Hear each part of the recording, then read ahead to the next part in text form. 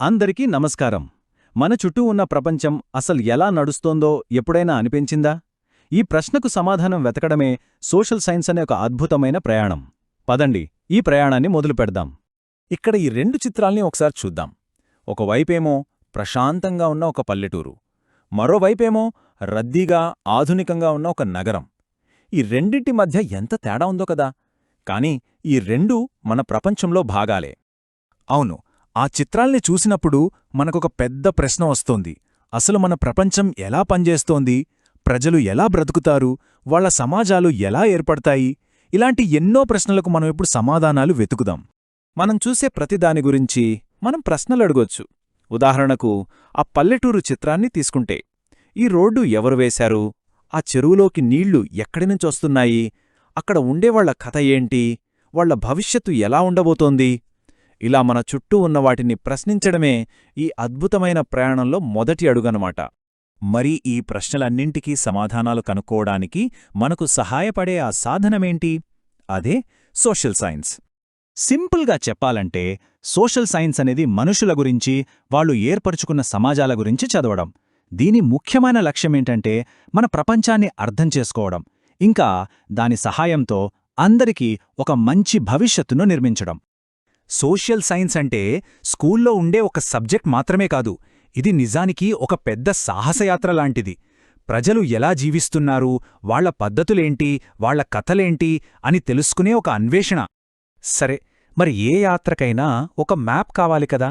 అలాగే social science అనే ఈ సాహసయాత్రలో దారి తెలుసుకోవడానికి మనక్కూడా ఒక మ్యాప్ కావాలి. ఈ మ్యాప్లో 5 ముఖ్యమైన ప్రాంతాలు ఉన్నాయి. అవేంటంటే భారతదేశం మరియు ప్రపంచం, ఇది మనం ఎక్కడున్నామో చెబుతుంది. రెండోది గతం, ఇది మన కథేంటో చెబుతుంది. మూడోది మన సాంస్కృతిక వారసత్వం, ఇది మన అలవాట్ల గురించి చెబుతుంది.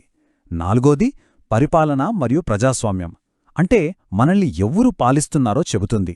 ఇక చివరిగా ఆర్థిక జీవితం, అంటే డబ్బు, మార్కెట్ల గురించి నేర్పుతుంది. మన ప్రయాణంలో మొదటి స్టాప్ మన చుట్టూ ఉన్న ప్రపంచాన్ని అన్వేషించడం. దీనికి మ్యాప్స్ చాలా బాగా ఉపయోగపడతాయి. ఉదాహరణకు, ఈ కార్టూన్ మ్యాప్ చూడండి. ఒక కొత్త ప్రదేశంలో దారి కనుక్కోవడానికి ఇది ఎంత హెల్ప్ అవుతుందో కదా. అయితే ఇంత పెద్ద ప్రపంచాన్ని ఒక చిన్న కాగితం మీద ఎలా గీస్తారు అని ఎప్పుడైనా ఆలోచించారా? దాని వెనుకున్న రహస్యమే స్కేల్. అంటే మ్యాప్లో 1 సెంటీమీటర్ దూరం నిజానికి భూమి మీద కొన్ని వందల కిలోమీటర్లుండొచ్చు. ఈ స్కేల్ ఉండబట్టే మనం ఒక గ్లోబ్లో మొత్తం ప్రపంచాన్ని చూడగలుగుతున్నాం, లేదా మన ఫోన్లో మ్యాప్స్ యాప్ వాడుకుని దారి కనుక్కోగలుగుతున్నాం. ఓకే, ఇప్పుడు మ్యాప్ నుండి మన గతం వైపు వెళ్దాం. మన ఈ రోజుకి, మన చరిత్రకి మధ్య ఉన్న సంబంధం ఏంటో తెలుసుకుందాం. ఈ మాట చూడండి, గతం ఇంకా మనతోనే ఉంది. గతం అయిపోయిందని అనుకుంటాం, కాని అది నిజం కాదు. మన పండుగలు, మన అలవాట్లు, మన ఆలోచనల రూపంలో అది మనతోనే, మన చుట్టూనే ఉంటుంది. అందుకే మనం చరిత్రని, మన సంస్కృతిని చదవాలి. దానివల్ల అప్పట్లో జరిగిన తప్పుల నుండి మనం పాఠాలు నేర్చుకోవచ్చు. అంతేకాదు, ఈరోజు మనం ఇలా ఉండటానికి కారణమైన గొప్ప విషయాలనే గౌరవించటం కూడా తెలుసుకోవచ్చు. సరే, గతాన్ని అర్థం చేసుకున్నాం. ఇప్పుడు ఒక మంచి భవిష్యత్తు కోసం మన సమాజాల్ని, మన ఆర్థిక వ్యవస్థల్ని ఎలా తీర్చిదిద్దుకోవాలో చూద్దాం. దీనికోసం కొన్ని ముఖ్యమైన ప్రశ్నలు వేసుకోవాలి. మన ప్రభుత్వం ఎలా నడుస్తోంది? ఒక పౌరుడిగా మన హక్కులేంటి, బాధ్యతలేంటి? అసలు డబ్బు అంటే ఏంటి? ఒక వస్తువు ధర ఎలా డిసైడ్ అవుతుంది? ఇవన్నీ మన రోజువారీ జీవితం మీద ప్రభావం చూపేవే కదా. మనం ఇప్పుడు ఒక విచిత్రమైన కాలంలో ఉన్నాం. ఒకవైపు టెక్నాలజీ అద్భుతంగా అభివృద్ధి చెందుతోంది, ఎన్నో అవకాశాలు ఉన్నాయి. మరోవైపు యుద్ధాలు, గొడవలు, పర్యావరణ సమస్యలు లాంటి పెద్ద సవాళ్లు కూడా మన ముందున్నాయి. ఈ అవకాశాల్ని అందిపుచ్చుకుని ఈ సవాళ్లను ఎదుర్కోవడానికే మన ప్రయాణం. సోషల్ సైన్స్ చదవడమంటే ఇది ఎప్పటికీ ఆగని ఒక అన్వేషణ అన్నమాట. కాబట్టి మనం గుర్తుంచుకోవాల్సిన ముఖ్య విషయం ఒక్కటే: సోషల్ సైన్స్ అంటే సరైన ప్రశ్నలు అడగటం. అలా అడిగినప్పుడే మనం మన ప్రజల్ని అర్థం చేసుకోగలం, ఒక మంచి భవిష్యత్తుకు తయారవ్వగలం. మరి ఈ అద్భుతమైన ప్రపంచాన్ని చూస్తున్నప్పుడు మీ మనసులో ఏ ప్రశ్నలొస్తున్నాయి? మీ అన్వేషణను ఇక్కడి నుండే ప్రారంభించండి.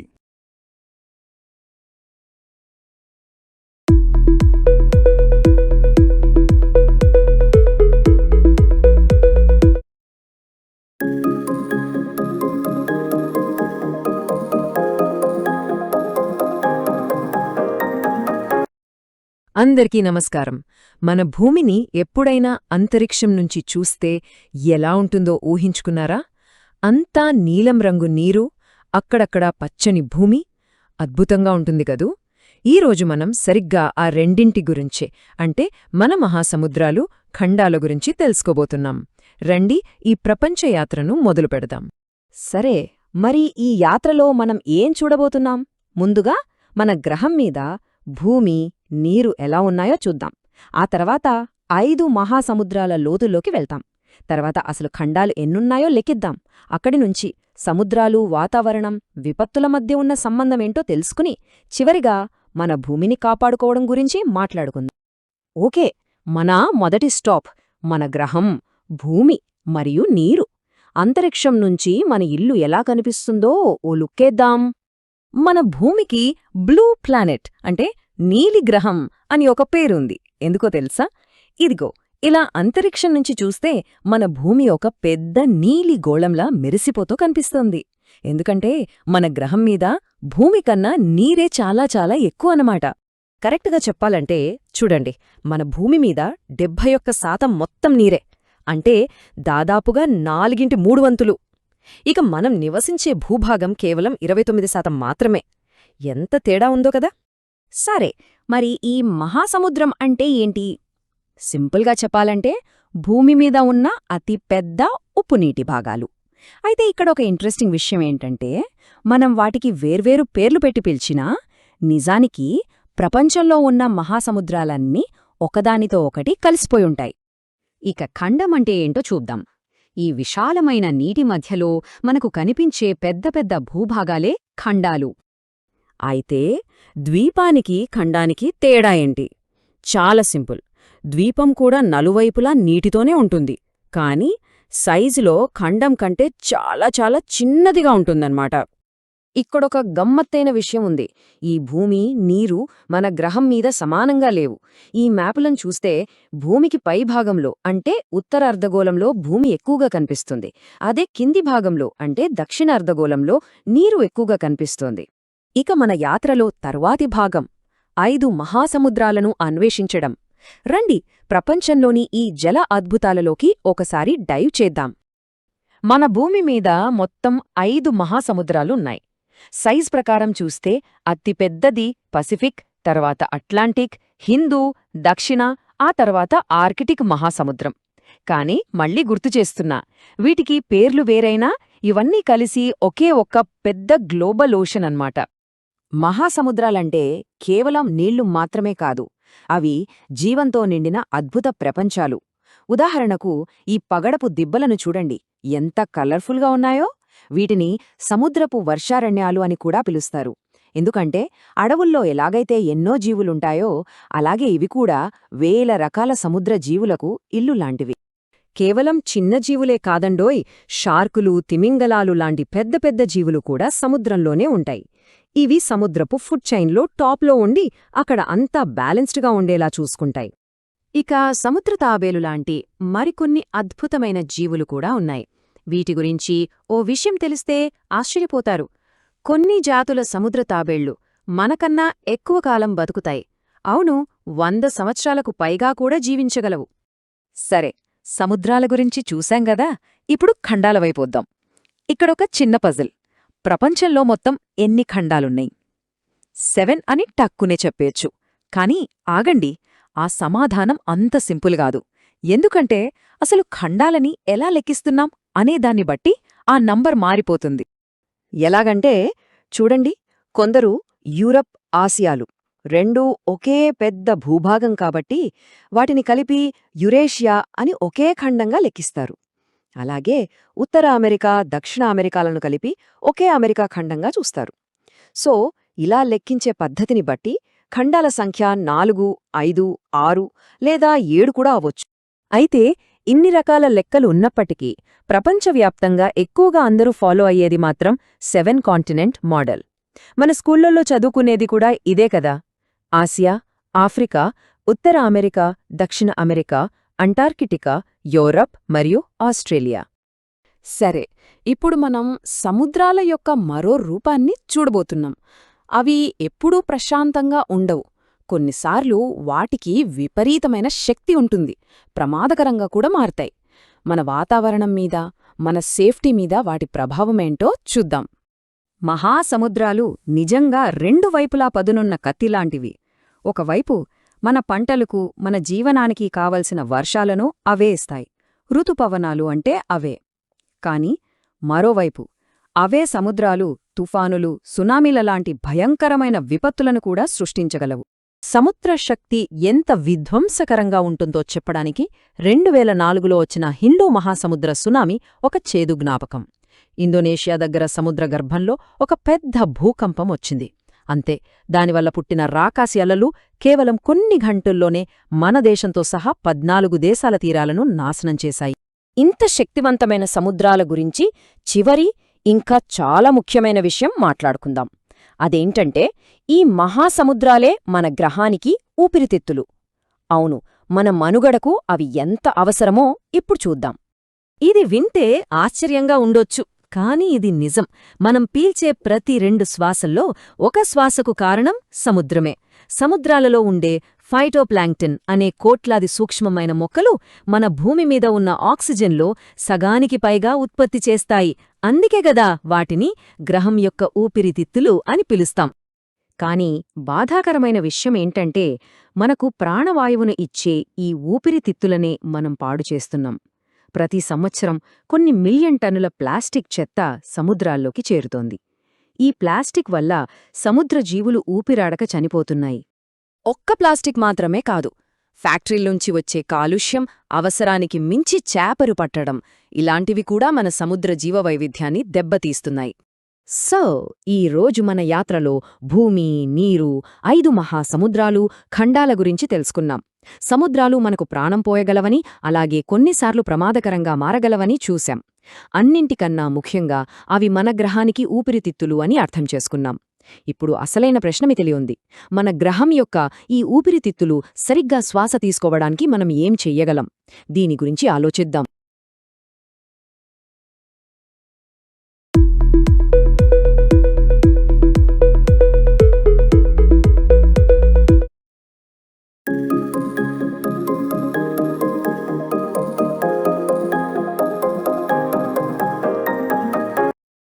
మనం నిలబడ్డ ఈ భూమి అన్ని చోట్లా ఒకేలా ఎందుకు లేదు?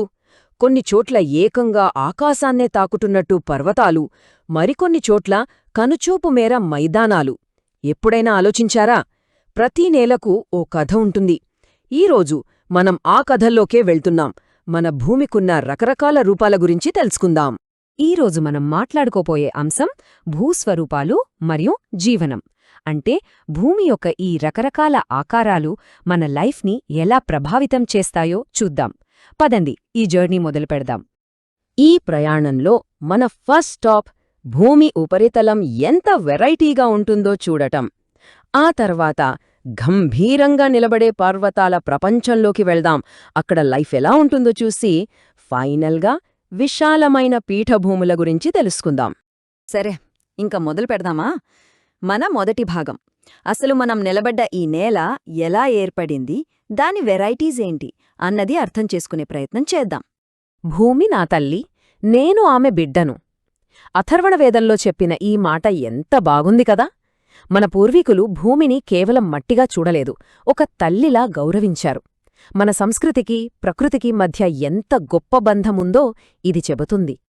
ముందుగా ఒక చిన్న మాట, భూస్వరూపం.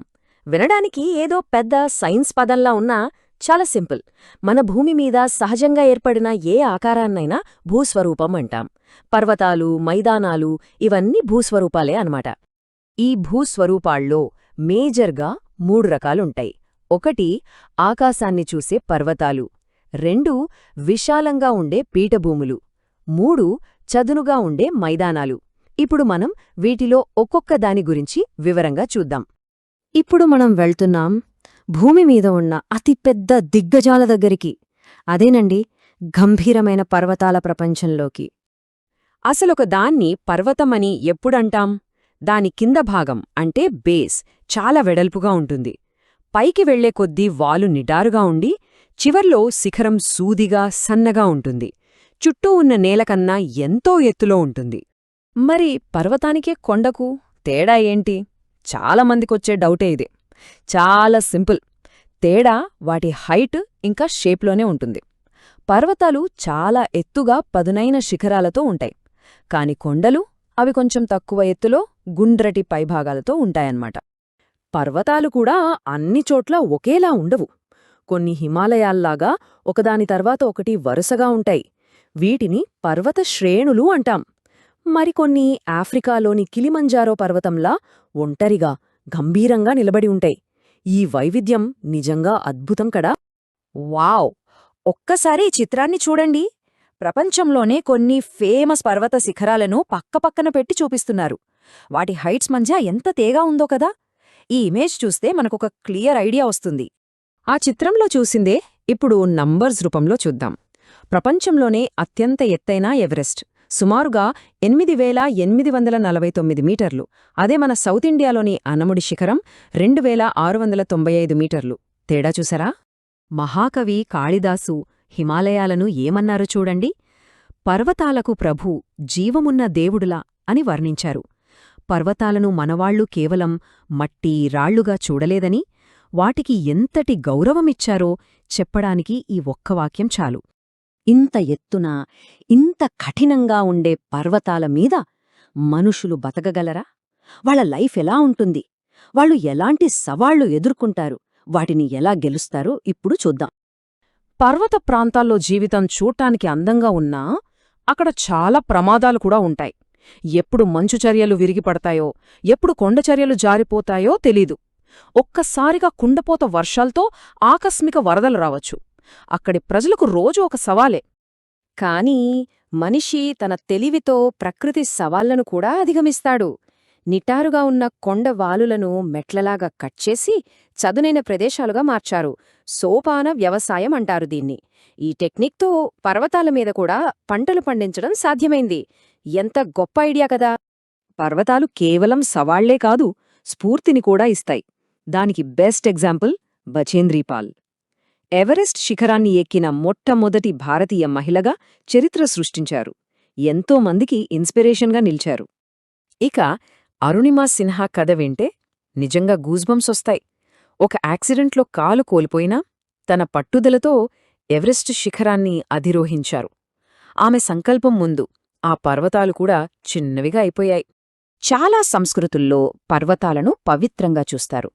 ఉదాహరణకు టిబెటన్లు ఎవరెస్ట్ పర్వతాన్ని చోమో లుంగుమా అంటారు. అంటే ప్రపంచపు తల్లిదేవత అని అర్థం. చూశారా?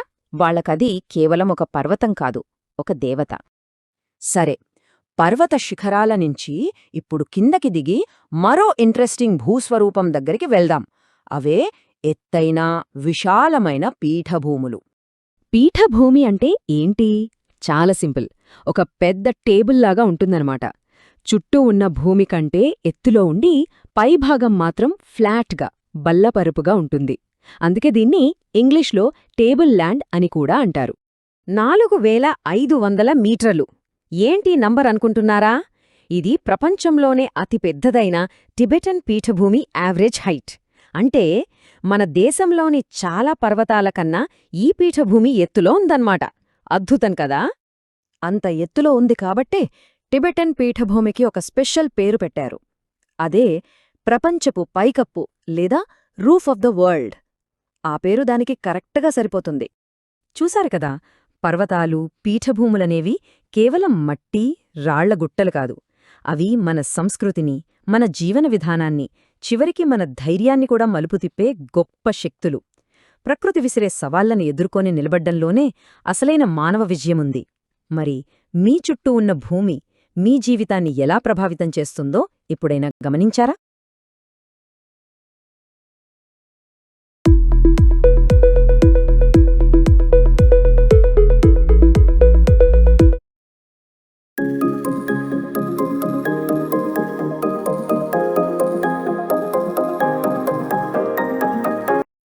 అందరికీ నమస్కారం. గతాన్ని అర్థం చేసుకోవడమంటే అదొక పెద్ద డిటెక్టివ్ కథను సాల్వ్ చేయడం లాంటిది. మరి ఆ కథను ఛేదించాలంటే మన దగ్గర కొన్ని స్పెషల్ టూల్స్ ఉండాలి కదా. ఈరోజు మనం సరిగ్గా ఆ టూల్స్ గురించే తెలుసుకోబోతున్నాం. వాటిని ఎలా ఉపయోగించాలో కూడా చూద్దాం. ఇంకెందుకు ఆలస్యం, పదండి.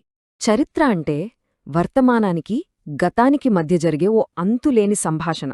ఇది ఎవరో అన్న మాట కాదు, ఈహెచ్ కార్ అనే ఓ గొప్ప చరిత్రకారుడు చెప్పారు. దీని అర్థమేంటో తెలుసా?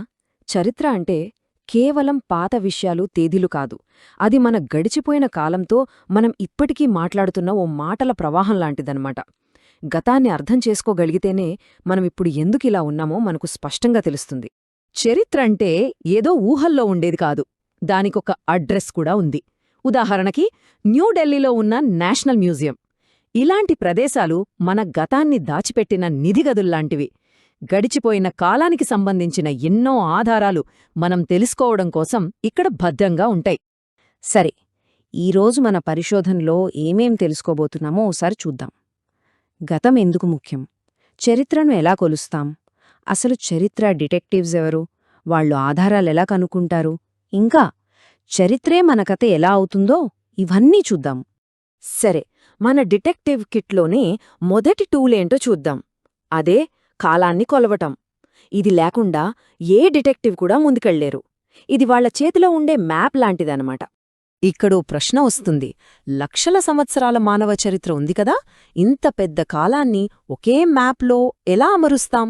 ఇది నిజంగా పెద్ద పనే కదా? దానికే ఓ సమాధానముంది. అదే బీసీఈ సిఈ అనే సిస్టమ్.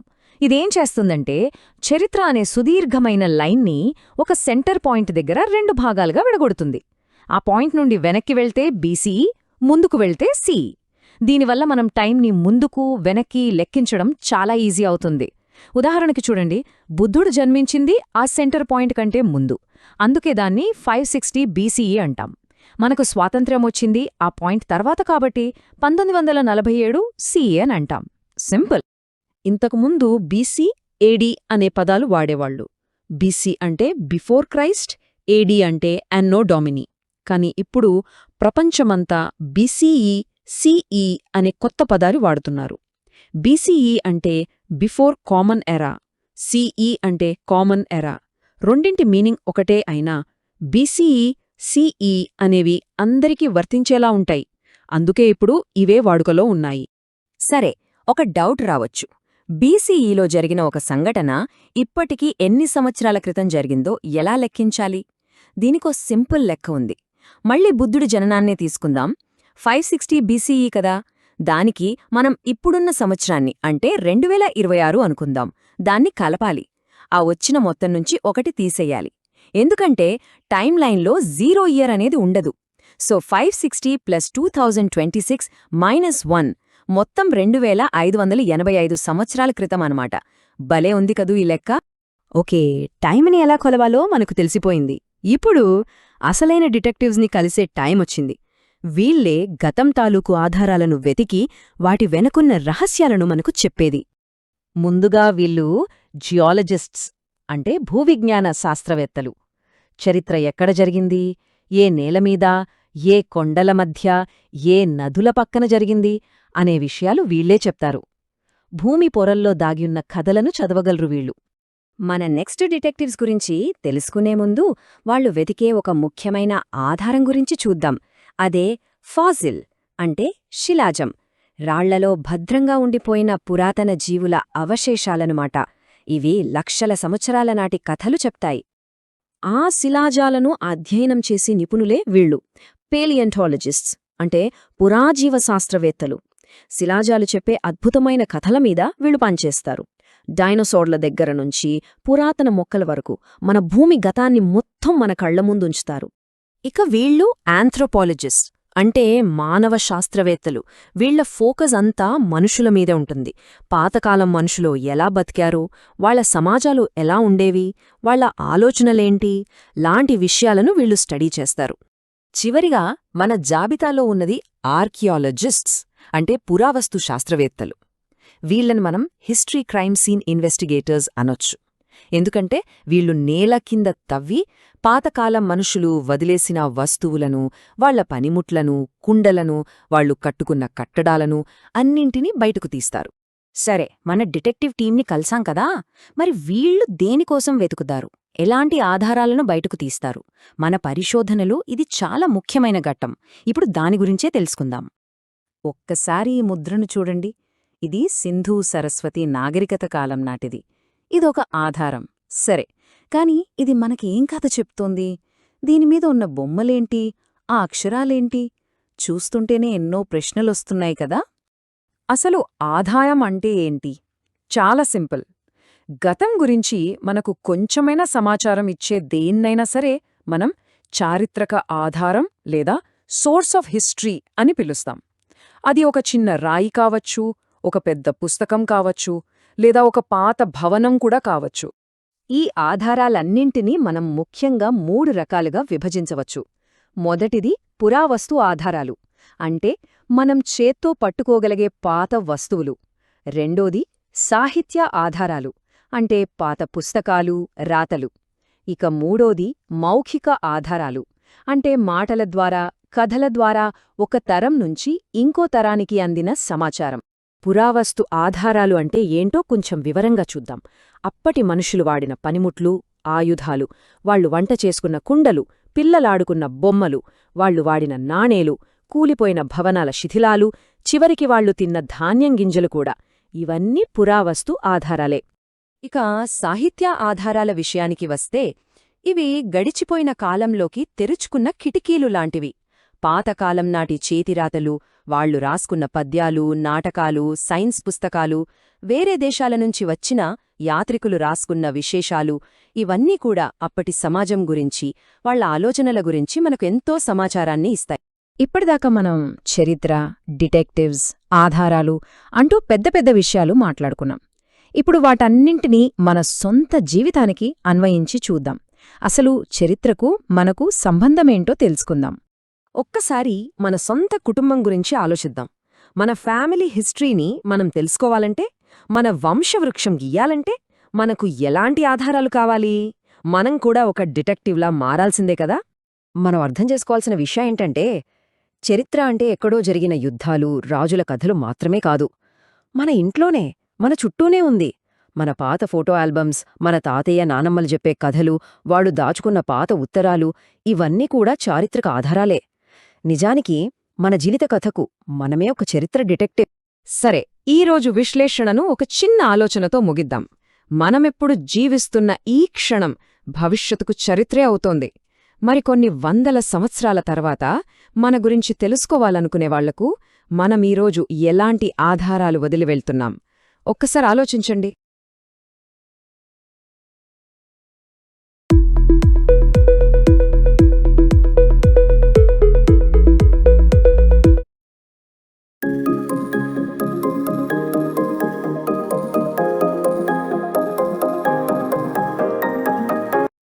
ఒక దేశానికి పేరు ఎలా వస్తుంది?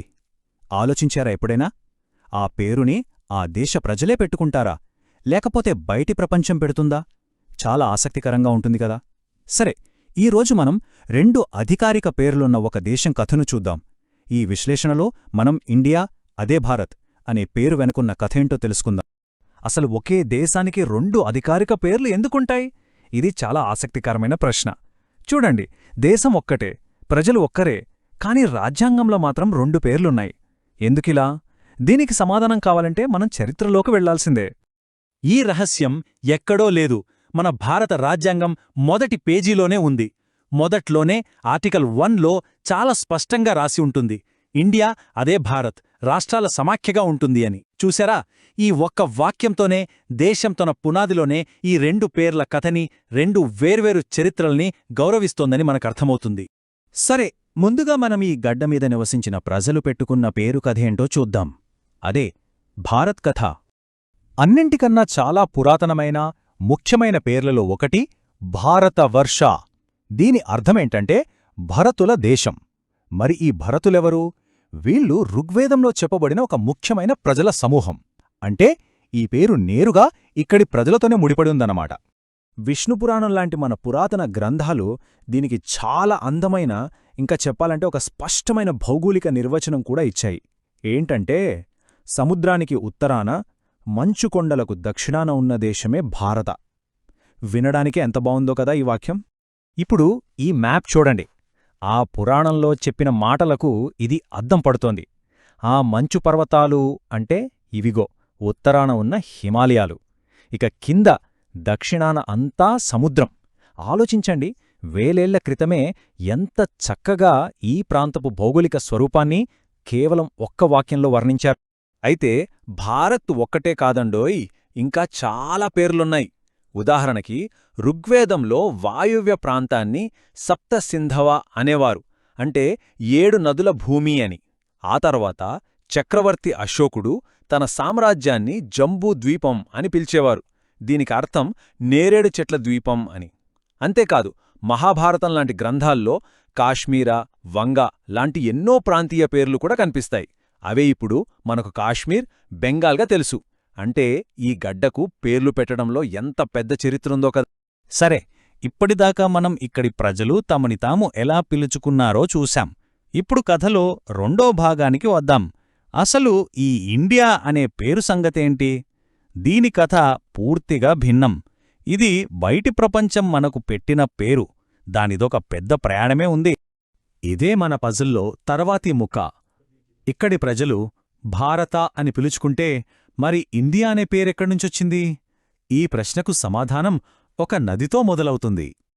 అంతా ఇక్కడే మొదలైంది, ఈ సింధు నదితో. దీన్నే మనం ఎప్పుడూ ఇండస్ నది అని కూడా పిలుస్తాం. మన ఉపఖండానికి వాయువ్యంలో ఉన్న ఈ నదే ఇండియా అనే పదానికి మూలం, భౌగోళికంగా, భాషపరంగా కూడా. ఒక పదం చేసిన ప్రయాణమిది. వింటే చాలా ఆశ్చర్యంగా ఉంటుంది. ఇది ఎలా మారిందో చూడండి. మొదట సంస్కృతంలో సింధూ, అక్కడినుంచి పర్షియాకు వెళ్ళినప్పుడు వాళ్లు సాని హాలా పలికారు. దాంతో అది హిందూ అయ్యింది. ఆ తర్వాత గ్రీకుల దగ్గరకొచ్చేసరికి వాళ్లు హాను పలకలేక దాన్ని వదిలేసి ఇండోయ్ అన్నారు. చివరికి లాటిన్ మీదుగా ఇది ఇంగ్లీష్లోకి ఇండియాగా స్థిరపడిపోయింది. చూసారా, ఒకే పదం ఎన్ని మలుపులు తిరిగిందో. ఈ చిన్న మార్పు చాలా కీలకం. సంస్కృతలాని సాశబ్దం పర్షియన్ భాషలో హాశబ్దంగా మారింది. అందుకే సింధు హిందూ అయ్యింది. ఇక్కడ మనం ఒక ముఖ్యమైన విషయం గుర్తుపెట్టుకోవాలి. అప్పట్లో పర్షియన్లకు హిందూ అంటే మతం కాదు, కేవలం సింధూ నదికి అవతలమున్న ప్రదేశం అంతే. ఒకసారి ఈ ప్రయాణాన్ని టైంలైన్లో చూస్తే మనకు ఇంకా బాగా అర్థమవుతుంది. క్రీస్తుపూర్వం 6వ శతాబ్దంలో పర్షియన్లు సింధుని హిందూ అన్నారు. దాదాపు 300 ఏళ్ల తర్వాత గ్రీకులు దీన్ని ఇండోయ్గా మార్చారు. తర్వాత చైనీయులు ఇంటూ అని పిలిచారు. ఇక క్రీస్తు శకం 200 నాటికి పర్షియన్ శాసనాల్లో హిందూస్థాన్ అనే పదం కూడా వాడుకలోకొచ్చింది. అంటే ఈ పేరు చరిత్రలో నిరంతరం ప్రయాణిస్తూనే ఉంది, మారుతూనే ఉంది. అలా మన ముందు ఇప్పుడు 2 పేర్లున్నాయి. 2 పేర్ల వెనక 2 వేర్వేరు కథలున్నాయి. మరి 2 ఒకే దేశంలో ఎలా కలిశాయి? ఒకసారి ఈ రెండింటినీ పక్కపక్కన పెట్టి చూద్దాం. భారత్, ఇది ఈ గడ్డమీది ప్రజలిచ్చుకున్న పేరు. మన ఇతిహాసాల్లో, పురాణాల్లో లోతుగా పాతుకుపోయిన పేరు. మరోవైపు ఇండియా, ఇది బయటినుంచి వచ్చిన ప్రయాణికులు పెట్టిన పేరు. ఒక నది పేరుతో మొదలై రకరకాల భాషలు దాటుకుంటూ వచ్చిన పేరు. ఒకే దేశం, కాని 2 చరిత్రలు. ఇక్కడే ఈ కథకి ఒక అద్భుతమైన ముగింపు దొరుకుతుంది.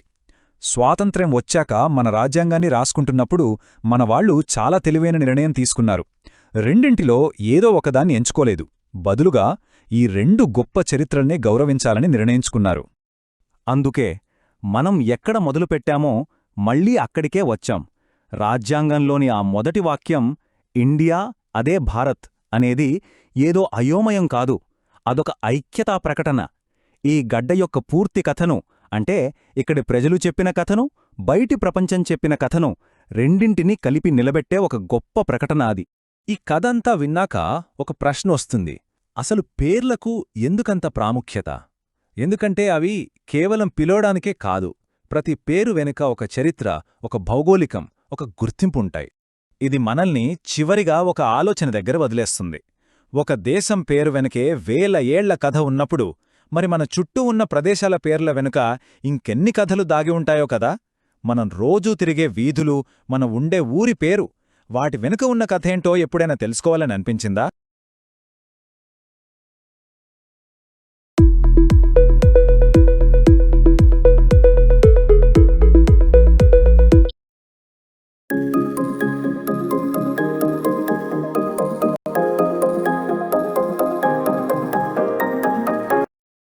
హాయ్, ఈరోజు మనం ఒక అద్భుతమైన టైం ట్రావెల్ చేయబోతున్నాం.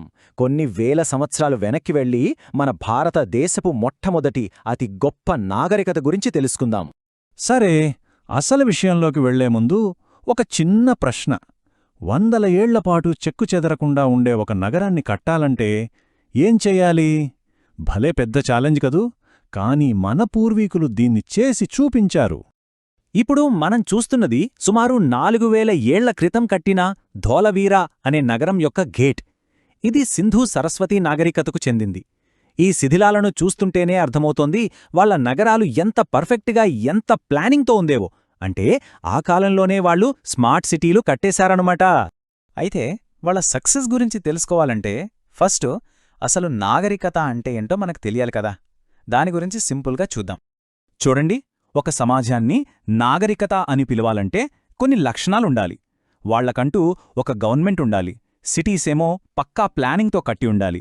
రకరకాల వస్తువులు తయారు చేయాలి. వేరే ప్రాంతాలతో బిజినెస్ చేయాలి. వాళ్లకు సొంతంగా ఒక భాష, దానికొక లిపి, మంచి ఆర్కిటెక్చర్ ఉండాలి. అన్నిటికన్నా ఇంపార్టెంట్, అందరికీ సరిపడా ఫుడ్ పండించే అగ్రికల్చర్ ఉండాలి. రైట్, నాగరికత అంటే ఏంటో మనకిప్పుడొక ఐడియా వచ్చింది. సో ఇంకెందుకు ఆలస్యం, మన భారతదేశంలో మొట్టమొదటి నగరాలను వెతుక్కుంటూ వెళ్ళిపోదాం, పదండి. ఒక్కసారి ఈ టైంలైన్ చూడండి, ఎంత ఇంట్రెస్టింగ్గా ఉందో.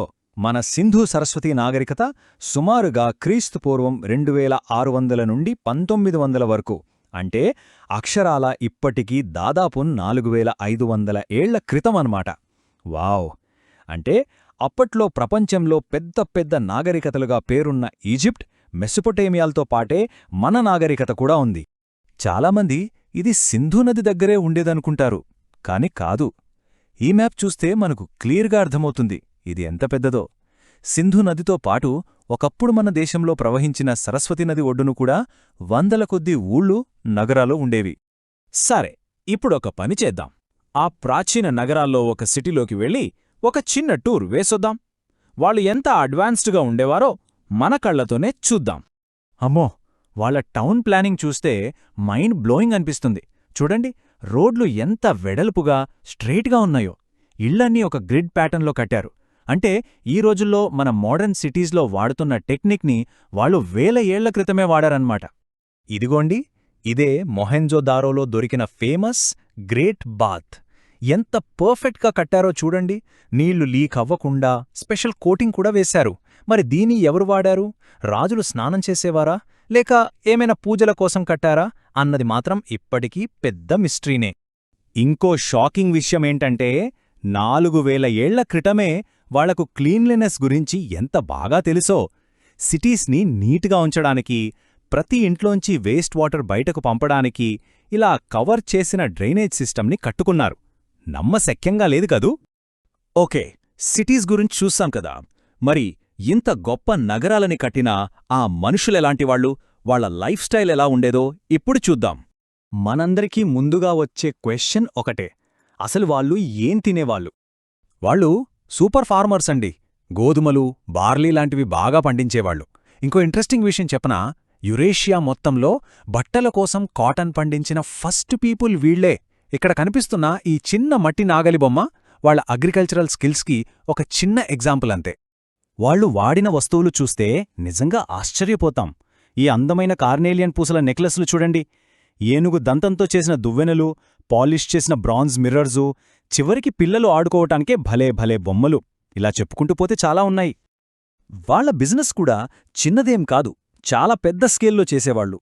ఉదాహరణకి గుజరాత్లోని లోథల్లో ఉన్న ఈ డాక్యార్డ్నే చూడండి. ఇది ఎంత పెద్దదో తెలుసా? దాదాపు 2 ఫుట్బాల్ గ్రౌండ్స్ అంతా. ఇక్కడ్నుంచే షిప్స్లో వేరే దేశాలకు సరుకులు పంపేవాళ్లన్నమాట. అప్పట్లో ట్రేడర్స్ తమ వస్తువుల మీద మార్క్ చేసుకోటానికి ఇలాంటి చిన్న చిన్న సీల్స్ వాడేవాళ్లని అనుకుంటున్నారు. పురావస్తు తవ్వకాల్లో ఇలాంటివి వేలల్లో దొరికేట. ప్రతి సీల్ పైన ఒక యానిమల్ ఫిగర్, కొన్ని గుర్తుల్లాంటివి ఉన్నాయి. ఆ సీల్స్ పైన ఉన్న ఆ గుర్తుల్ని చూసారా? అదే వాళ్ళ రైటింగ్. కానీ ఇక్కడే ఉంది అసలు ట్విస్ట్. ఇది హిస్టరీలోనే ఒక పెద్ద మిస్టరీ. ఎందుకంటే ఇవాల్టి వరకు ఆ అక్షరాల్ని ఎవ్వరూ చదవలేకపోయారు. అసలందులో వాళ్ళు ఏం రాసుకున్నారో, ఏ రహస్యాలు దాచారో ఊహించుకోవడానికే భలే థ్రిల్లింగ్గా ఉంది కదూ. ఇంత సక్సెస్ఫుల్గా ఇంత అడ్వాన్స్డ్గా ఉన్న నాగరికత ఏమైపోయింది? ఆ ప్రజలు ఎక్కడికి వెళ్ళిపోయారు? మన ఈ జర్నీలో ఇదే last and most interesting part. చాలా కాలం పాటు ఎవరో దాడి చేయడం వల్లే ఈ నాగరికత అంతమైపోయిందని అందరూ అనుకున్నారు. కాని కొత్తగా దొరికిన ఆధారాలు వేరే స్టోరీ చెబుతున్నాయి. అదేంటంటే దీనికి కారణం యుద్ధం కాదు, వాతావరణం. సైంటిస్టులు ఇప్పుడు 2 మెయిన్ రీజన్స్ చెప్తున్నారు. First, climate change. అప్పట్లో ప్రపంచం మొత్తం మీద వాతావరణం డ్రై అయిపోయింది, వర్షాలు పడలేదు. సెకండ్, వాళ్ల సిటీస్కి లైఫ్ లైన్ లాంటి సరస్వతీ నది మెల్లమెల్లగా ఎండిపోయింది. ఇంకేముంది, నది లేకపోతే పంటలు పండవు, తినడానికి తిండి లేకపోతే సిటీస్లో ఉండలేరు కదా. అందుకే వాళ్లు ఆ నగరాలను వదిలేసి వేరే చిన్న చిన్న గ్రామాలకు వెళ్ళిపోయారు. చూసారా, ఒక గొప్ప నాగరికత వాతావరణంలో వచ్చిన మార్పుల వల్ల కనుమరుగైపోయింది. వాళ్ల కథ ఈరోజు మనకేం చెప్తోంది? మనం దీన్నుంచి ఏం నేర్చుకోవాలి? ఇది మనందరం ఆలోచించాల్సిన ప్రశ్న.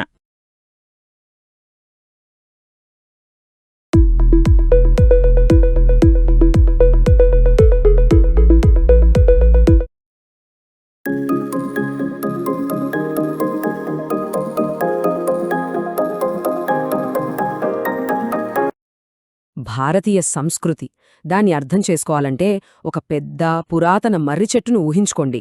దానికి లోతైన వేర్లు, ఎన్నో కొమ్మలు ఉంటాయి కదా.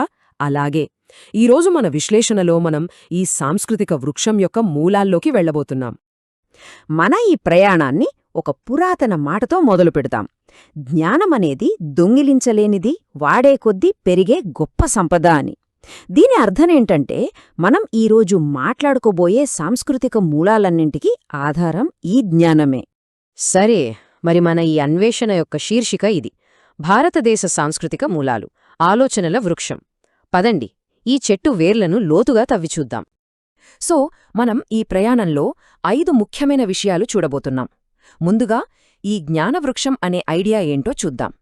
తర్వాత వేదాల దగ్గరి ప్రాచీన మూలాలను పరిశీలిద్దాం. ఆ తర్వాత వచ్చిన బౌద్ధం, జైనం అనే కొత్త మార్గాల గురించి తెలుసుకుందాం. అలాగే ప్రజల మూలాలైన జానపద, గిరిజన సంప్రదాయాల ప్రాముఖ్యత ఏంటో చూసి, చివరగా ఇవన్నీ కలిసి ఒకే కాండంగా ఎలా నిలబడ్డాయో చర్చిద్దాం. మన మొదటి విభాగం భారతదేశ జ్ఞానవృక్షం. అసలు ఈ చెట్టు అనే పోలిక ఎందుకు అంత పర్ఫెక్ట్గా సరిపోతుందో ఇప్పుడు చూద్దాం. దీనికి ఒకే మూలమున్నా దానినుంచి ఎన్నో రకరకాల ఆలోచనలు, తత్వాలు కొమ్మల్లాగా విస్తరించాయి. ఈ వైవిధ్యమే మన సంస్కృతిలోని అసలైన ప్రత్యేకత. మన చెట్టు యొక్క అత్యంత పురాతనమైన, లోతైన వేర్లతో మొదలుపెడదాం. అవే వేదాలు. ఇవి భారతీయ ఆలోచనా విధానానికి పునాది వేసేయనమాట. అసలు వేదం అంటే ఏంటి? విద్ అనే సంస్కృత పదం నుంచి వచ్చింది. దాని అర్థం జ్ఞానం. ఇవి ప్రపంచంలోనే అత్యంత పురాతన గ్రంథాల్లో ఒకటి. చాలా ఆసక్తికరమైన విషయమేంటంటే, ఈ జ్ఞానాన్ని మొదట పుస్తకాల్లో రాయలేదు. గురువు నుంచి శిష్యుడికి మాటల రూపంలోనే వేల ఏళ్లుగా అందిస్తూ వచ్చారు. ఈ మాటల ద్వారా జ్ఞానాన్ని కాపాడే సంప్రదాయం ఎంత గొప్పదంటే 2008లో యునెస్కో దీని మానవత్వపు అమూల్యమైన వారసత్వ సంపదగా గుర్తించింది. దీన్ని బట్టి ఆ జ్ఞానాన్ని ఎంత జాగ్రత్తగా కాపాడుకుంటూ వచ్చారో మనం అర్థం చేసుకోవచ్చు. వేదాల్లో ఒక అద్భుతమైన మాట ఉంటుంది. ఉన్నది ఒకటే, కాని ఋషులు దానికి అనేక పేర్లిస్తారు. ఈ ఒక్క వాక్యం భారతీయ సంస్కృతిలోని సహనాన్ని, భిన్నత్వాన్ని అంగీకరించే గుణాన్ని చెప్తుంది. అంటే మనం దేవుణ్ణి ఏ పేరుతో పిలిచినా, ఏ రూపంలో చూసినా ఆ మూల సత్యం మాత్రం ఒకటే. వేదాల తర్వాత వచ్చిన ఉపనిషత్తులు ఈ ఆలోచనను ఇంకాస్త లోతుగా తీసుకెళ్లాయి. అవి 2 విషయాల గురించి చెప్పాయి: బ్రహ్మం మరియు ఆత్మ. సింపుల్గా చెప్పాలంటే, బ్రహ్మం అంటే ఈ విశ్వం మొత్తంలో ఉన్న ఒకే ఒక్క దైవిక శక్తి. మరి ఆత్మ అంటే అదే శక్తి యొక్క ఒక చిన్న అంశం, మనందరిలోనూ ఉన్న ఆ నేను. అంటే మనమంతా ఈ విశ్వంలోని ప్రతీదీ ఒకే మూలంతో ముడిపడి ఉన్నామన్నమాట. ఈ పరంపరలో ప్రశ్నలు అడగడాన్ని ఎంతగా ప్రోత్సహించేవారంటే, నచికేతుడు అనే ఓ చిన్న పిల్లాడి కథ కూడా మనకు కనిపిస్తుంది. అతను ఏకంగా మృత్యుదేవుడైన యముడిని అడిగాడు, చనిపోయాక ఏమవుతుంది అని. సత్యాన్ని తెలుసుకోవడానికి వయసుతో సంబంధం లేదని ఇది చూపిస్తుంది. మన జ్ఞానవృక్షానికి వేర్లు మాత్రమే కాదు, కాలక్రమేణా కొత్త కొమ్మలు కూడా వచ్చాయి. అవే బౌద్ధం, జైనం. ఇవి వేరే ఆలోచనలతో పుట్టినా వాటన్నింటి లక్ష్యం మాత్రం ఒకటే, మనుషుల బాధను ఎలా అంతం చెయ్యాలి అని కనుక్కోవటం. ఈ కొత్త దారుల్లో మొదటిది బౌద్ధం. ఈ కథ ఒక రాజకుమారుడితో మొదలవుతుంది, సిద్ధార్థ గౌతముడు. రాజభవనంలోనే అన్ని సుఖాలు అనుభవిస్తున్నా జీవితంలో నిజమైన అర్థమేంటో వెతకడానికి బయల్దేరాడు. ఒకరోజు అతను కోట దాటి బయటికి వెళ్ళినప్పుడు మొదటిసారిగా ఒక ముసలివాణ్ణి, ఒక జబ్బుపడ్డ మనిషిని, ఒక శవాన్ని చూశాడు. ఆ దృశ్యాలు అతన్ని కుదిపేశాయి. అసలీ ప్రపంచంలో ఇంత బాధ ఎందుకుంది అని తెలుసుకోవాలని తన రాజ్యాన్ని, కుటుంబాన్ని వదిలేసి బయల్దేరాడు. ఎన్నో ఏళ్ల అన్వేషణ తర్వాత సిద్ధార్థుడు బుద్ధుడయ్యాడు, అంటే జ్ఞానోదయం పొందినవాడన్మాట. ఆయన చెప్పిన ఒక ముఖ్యమైన మాటేంటంటే, యుద్ధభూమిలో 1000 మందిని జయించడం కన్నా నిన్ను నువ్వు గెలవడం గొప్పది. నిజమైన గెలుపు బయటి యుద్ధాల్లో కాదు, మనల్ని మనం గెలవడంలోనే ఉంది అని దీని అర్థం. చాలా ఆసక్తికరమైన విషయమేంటంటే, దాదాపు అదే కాలంలో ఇంకో రాజకుమారుడు కూడా సరిగ్గా ఇలాంటి ప్రయాణమే మొదలుపెట్టాడు. ఆయనే వర్ధమానుడు. తర్వాతి కాలంలో జైనమత స్థాపకుడైన మహావీరుడుగా ప్రసిద్ధి చెందాడు. ఈయన కూడా జ్ఞానం కోసం రాజభోగాలన్నిట్నీ వదిలేశాడు. జైనమతం 3 ముఖ్యమైన సిద్ధాంతాల మీద నిలబడింది. ఇవి మన భారతీయ ఆలోచనా విధానంపై చాలా పెద్ద ప్రభావం చూపాయి. మొదటిది అహింస, అంటే ఏ ప్రాణికి మాటలతోగాని చేతలతోగాని హాని తలపెట్టకపోవడం. రెండోది అనేకాంతవాదం, అంటే ఏ ఒక్క అభిప్రాయమే సంపూర్ణ సత్యం కాదు, సత్యానికి ఎన్నో కోణాలుంటాయి అని ఒప్పుకోవడం. ఇక మూడవది అపరిగ్రహం, అంటే వస్తువుల మీద వ్యామోహం పెంచుకోకుండా జీవించడం. సరే, ఇప్పటిదాకా మనం పెద్ద పెద్ద తాత్విక గ్రంథాలు, సంప్రదాయాల గురించి మాట్లాడుకున్నాం. కాని మన సాంస్కృతిక వృక్షానికి బలమిచ్చేవి ఇవి మాత్రమేనా? కాదు. దేశం నలుమూలలా ఉన్న లెక్కలేనన్ని జానపద, గిరిజన సంప్రదాయాలు కూడా దీనికి చాలా ముఖ్యమైన వేర్లు. ఇక్కడ మనం చూస్తున్న చిత్రాల్లో ఒకవైపు వార్లీ చిత్రకళలాంటి గిరిజన కళల గొప్పతనం కనిపిస్తే, మరోవైపు నీలగిరి కొండల్లోని తోడా ప్రజల వంటి విభిన్న సమూహాలు కనిపిస్తున్నాయి. వీళ్లందరి సంస్కృతులు ఎప్పటినుంచో భారతదేశ సాంస్కృతిక చిత్రపటంలో ఒక భాగమే. ప్రముఖ సోషియాలజిస్ట్ ఆండ్రీ బెటైల్ అన్నట్టుగా, హిందూ మతం దాని పరిణామంలో గిరిజన మతాల నుంచి చాలా తీసుకుంది. అంటే పెద్ద సంప్రదాయాలకు, గిరిజన సంప్రదాయాలకు మధ్య దేవతలు, కథలు, ఆచారాలు, ఇలా ఎన్నో విషయాలు ఇచ్చిపుచ్చుకోవటం జరిగింది. దీనివల్ల రెండూ కూడా మరింత బలపడ్డాయి. ఇప్పుడు మనం చూసిన ఈ వేరువేరు వేర్లు, కొమ్మలు ఇవన్నీ కలిసి ఒకే ఒక బలమైన కాండంగా ఎలా మారాయో చూద్దాం. భిన్నత్వంలో ఏకత్వం అంటే ఇదే కదా. మనం మొదట మాట్లాడుకున్న మర్రిచెట్టు దగ్గరికే మళ్ళీ వద్దాం.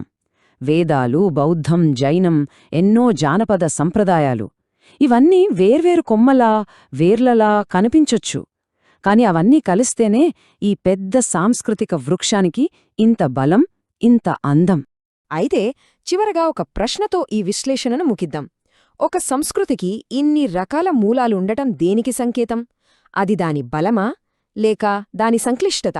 ఒకసారి ఆలోచించండి.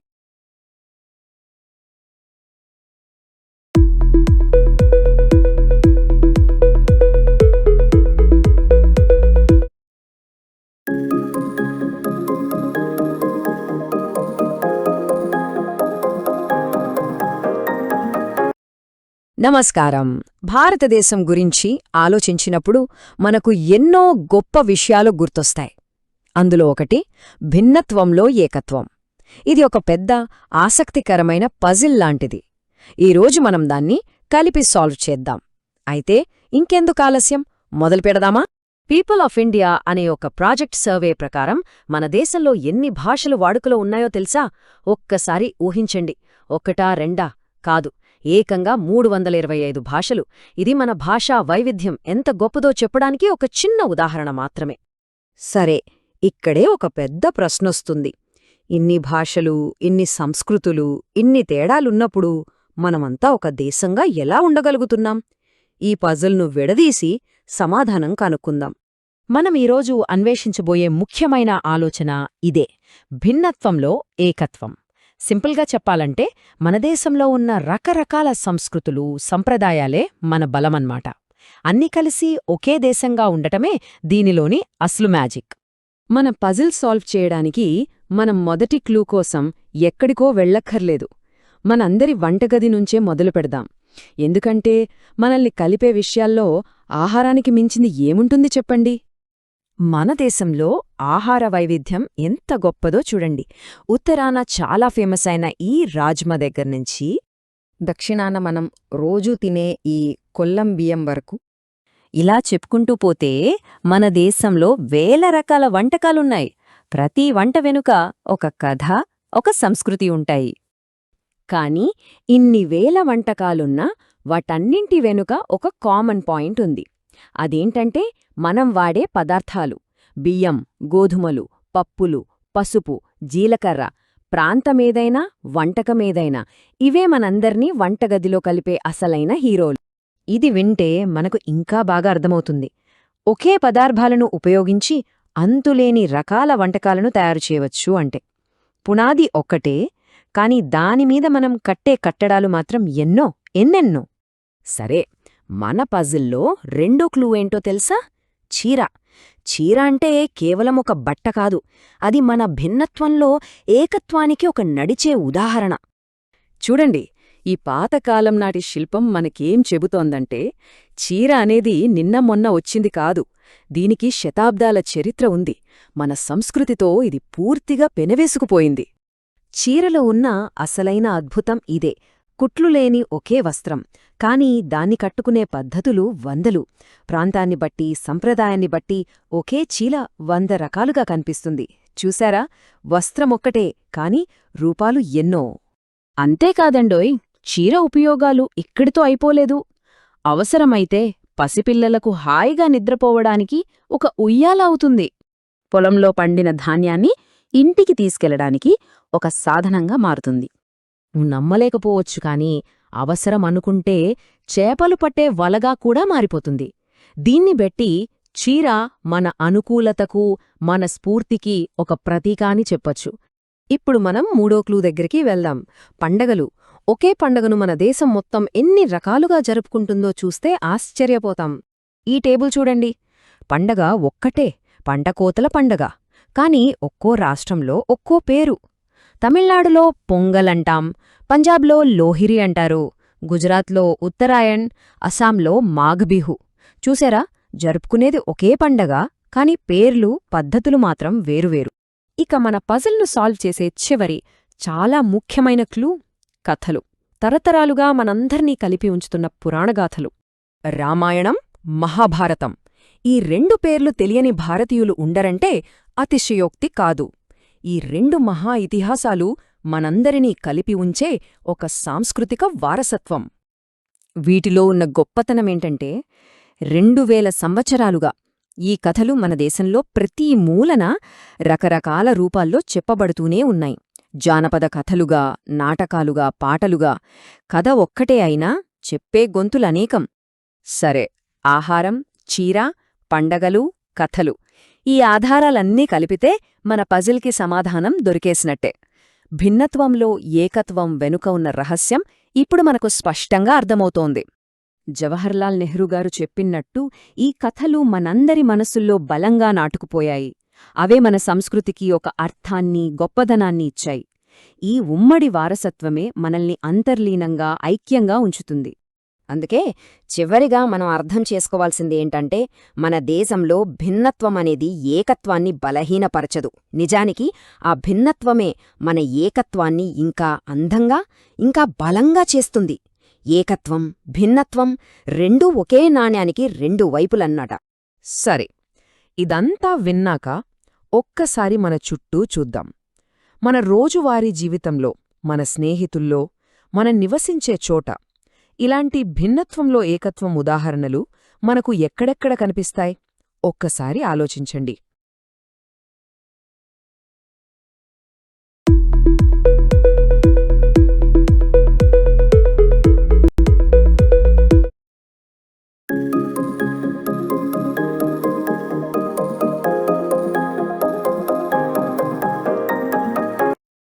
ప్రతి ఒక్కరి కథ వాళ్ళ కుటుంబంతోని మొదలవుతుంది కదా. సరే, ఈరోజు మనం మన జీవితంలో అంత ముఖ్యమైన ఈ కుటుంబం అనే బంధం మెల్లమెల్లగా ఒక పెద్ద సంఘంగా, సమాజంగా ఎలా ఎదుగుతుందో తెలుసుకుందాం. ఒక్కసారి ఆలోచించండి, అసలు సమాజానికి మూలమేంటి, పునాది ఏది? దీనికి సమాధానం చాలా సులువు, మనందరికీ తెలిసిందే. అదే కుటుంబం. మరి అంత ముఖ్యమైన కుటుంబం గురించి ఇంకాస్త లోతుగా తెలుసుకుందామా?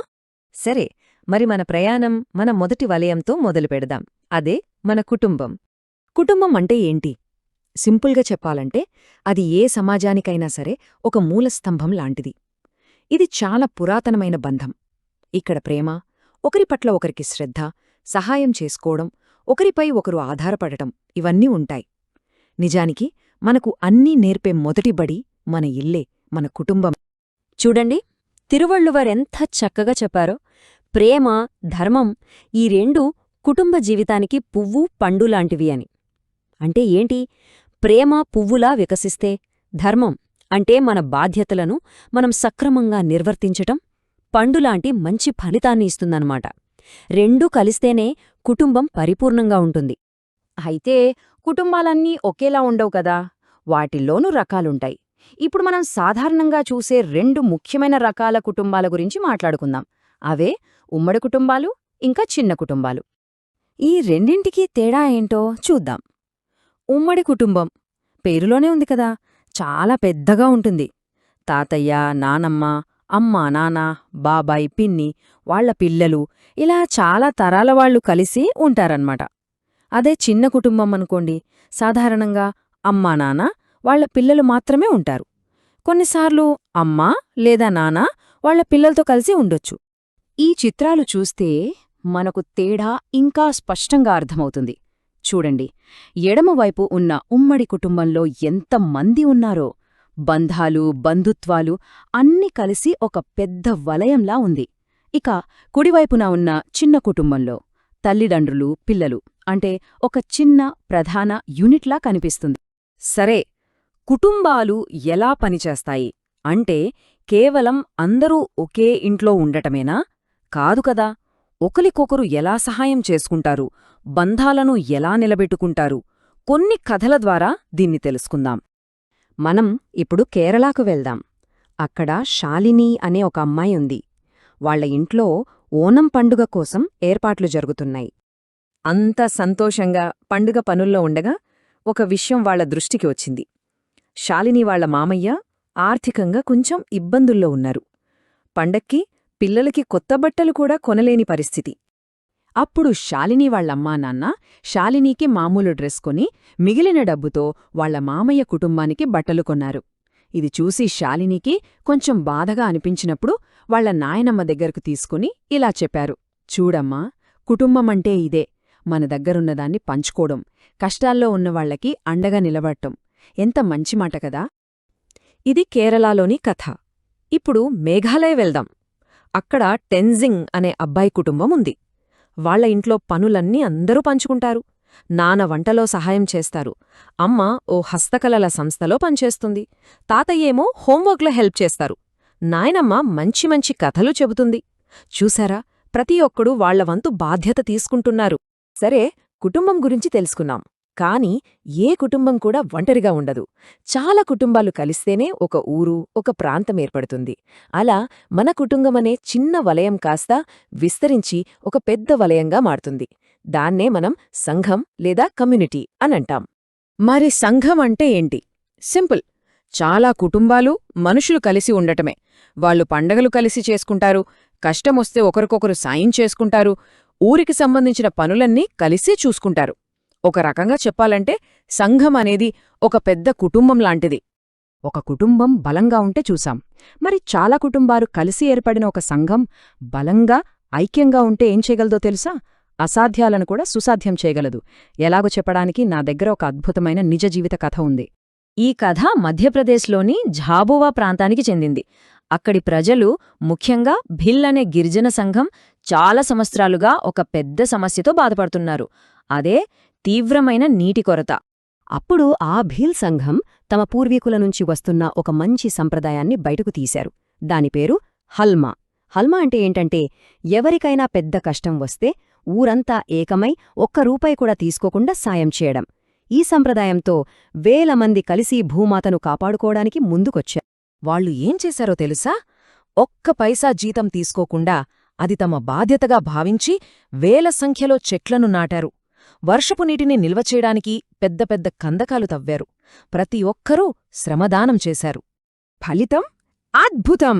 వాళ్ళందరి సమష్టి కృషితో ఎండిపోయిన ఆ ప్రాంతం పచ్చగా మారిపోయింది. వందలాడి గ్రామాల్లో నీటి సమస్య తీరిపోయింది. చూశారా ఐక్యత ఎంత పెద్ద మార్పును తీసుకువచ్చిందో? సంఘమంటే ఎప్పుడూ ఒక పెద్ద సమూహం మాత్రమే కాదు. ఒక్క వ్యక్తి మొదలుపెట్టిన మంచి పని కూడా ఒక సంఘాన్ని నిర్మించగలదు. అహ్మదాబాద్లో జరిగిన ఈ కథే దానికి ఉదాహరణ. అక్కడ కమల్ పర్మార్ అనే వ్యక్తి రోడ్లమీద ఆడుకుంటూ బడికి వెళ్లని పేద పిల్లలను చూశారు. ఆయనకు వాళ్లను చూసి ఏదైనా చెయ్యాలనిపించింది. అంతే, ప్రతిరోజూ సాయంత్రం వాళ్లకోసం రోడ్డు పక్కనే ఒక ఉచిత పాఠశాలను మొదలుపెట్టారు. ఆయన ఒక్కరితో మొదలైన ఈ ప్రయత్నాన్ని చూసి మెల్లమెల్లగా వేరే టీచర్లు, స్టూడెంట్సు ఇలా చాలామంది వచ్చి ఆయనతో చేరారు. చూస్తుంటగానే అదొక పెద్ద వాలంటీర్ల సంఘంగా మారింది. ఈ 2 కథల నుంచి మనం ఏం నేర్చుకోవచ్చు? కుటుంబమనేది మనకు మూలం, మన బలం. కాని చాలా కుటుంబాలు కలిసి ఏర్పడే సంఘం మనందరి బలాన్ని ఒకటిగా చేస్తుంది. కుటుంబంలో మనం నేర్చుకునే మంచి విలువలైనా, సహాయం, పంచుకోవడం అవే ఒక బలమైన సంఘానికి పునాది వేస్తాయి. మనం ఒకరిపై ఒకరం ఆధారపడతాం. కలిసి పనిచేస్తే అద్భుతాలు చేయడలం. ఒక్కసారి మన గురించి మనం ఆలోచించుకుందాం. మనం కూడా ఎన్నో సంఘాల్లో భాగమే కదా? మన స్కూల్, మనమాడుకునే స్నేహితుల గ్రూప్, మన కాలనీ ఇవన్నీ మన సంఘాలే. ఈ బంధాలు మనల్ని ఎలా ప్రభావితం చేస్తున్నాయో, మనల్ని ఎలా బలపరుస్తున్నాయో ఒక్కసారి ఆలోచించండి.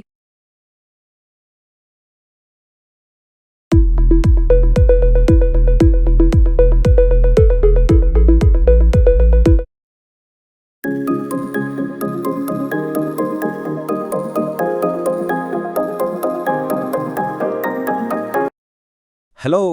ప్రభుత్వం, ప్రజాస్వామ్యం వినడానికి చాలా పెద్ద పదాల్లా అనిపిస్తాయి కదా? కానీ అసలు భయపడాల్సిన పనిలేదు. ఈరోజు మనం ఈ పెద్ద పెద్ద కాన్సెప్ట్లను చాలా సింపుల్గా మనందరికీ అర్థమయ్యేలా ముక్కలు ముక్కలుగా చేసి చూద్దాం. ఇంకెందుకు ఆలస్యం, పదండి మొదలు పెట్టేద్దాం. ముందుగా మనకసలు రూల్స్ ఎందుకు అవసరం? అక్కడ్నుంచి మొదలుపెట్టి ఆ రూల్స్ని ఎవరు తయారు చేస్తారు? అదేనండి, ప్రభుత్వం అంటే ఏంటి, అది ఎలా పనిచేస్తుంది, మరి ఈ మొత్తం సిస్టంలో మన స్థానం ఏంటి, ఇలా ఒక్కో విషయాన్ని వివరంగా తెలుసుకుందాం. ఒక్కసారి ఊహించుకోండి, అసలు రూల్సే లేవు అనుకోండి. రోడ్ల మీద ట్రాఫిక్ లైట్లు లేవు, స్కూల్లో టైం టేబుల్ లేదు, ఇంట్లో ఏ పద్ధతి లేదు. అప్పుడు మన లైఫ్ ఎలా ఉంటుంది? అంతా గందరగోళంగా అయిపోదు? ఇక్కడ ఈ 2 ఫోటోలు చూస్తే మనకే అర్థమైపోతుంది. ఒకవైపు ట్రాఫిక్ రూల్స్ పాటించడం వల్ల అంతా ఎంత ఆర్డర్లీగా, స్మూత్గా వెళ్ళిపోతుందో, మరోవైపు చూడండి, రూల్స్ లేకపోతే ఎలా ఉంటుందో, పూర్తి గందరగోళం. కేవలం రోడ్లమీదే కాదు, మనం ఆడుకునే గ్రౌండ్ అయినా, మన స్కూల్ అయినా, ప్రతి చోట రూల్స్ మనల్ని సేఫ్గా ఉంచడానికే, మన పనులు ఈజీగా అవ్వడానికే ఉంటాయి. ఓకే, రూల్స్ ఉండాలి, చాలా అవసరమని మనకు అర్థమైంది, మంచిది. కానీ ఆ రూల్స్ని ఎవరు తయారు చేస్తారు? వాటిని ఎవరు పాటింపజేస్తారు? ఆ ప్రశ్నకు సమాధానమే ప్రభుత్వం. ప్రభుత్వం గురించి తెలుసుకునే ముందు పరిపాలన అంటే ఏంటో చూద్దాం. చాలా సింపుల్. పరిపాలన అంటే ఒక యాక్షన్, ఒక ప్రాసెస్. అంటే ఒక గ్రూప్ ఆఫ్ పీపుల్ కోసం రూల్స్ తయారు చేసి ఆ రూల్స్ అందరూ ఫాలో అయ్యేలా చూసే ఆ పద్ధతినే పరిపాలన అంటాం. మరి ప్రభుత్వమంటే ఏంటి?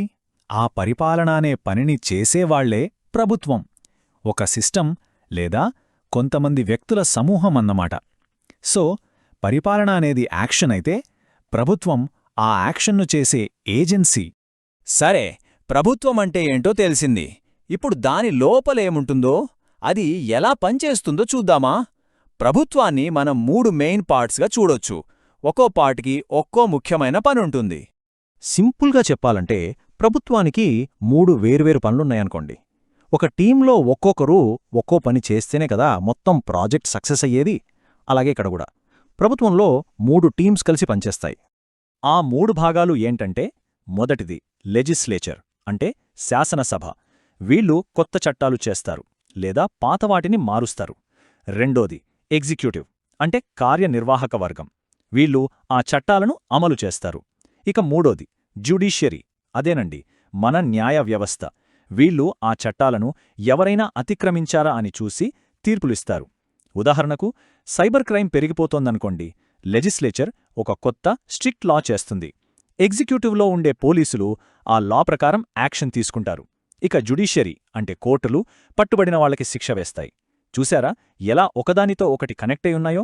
దీన్నే సెపరేషన్ ఆఫ్ పవర్స్ అంటారు, అంటే అధికార విభజన.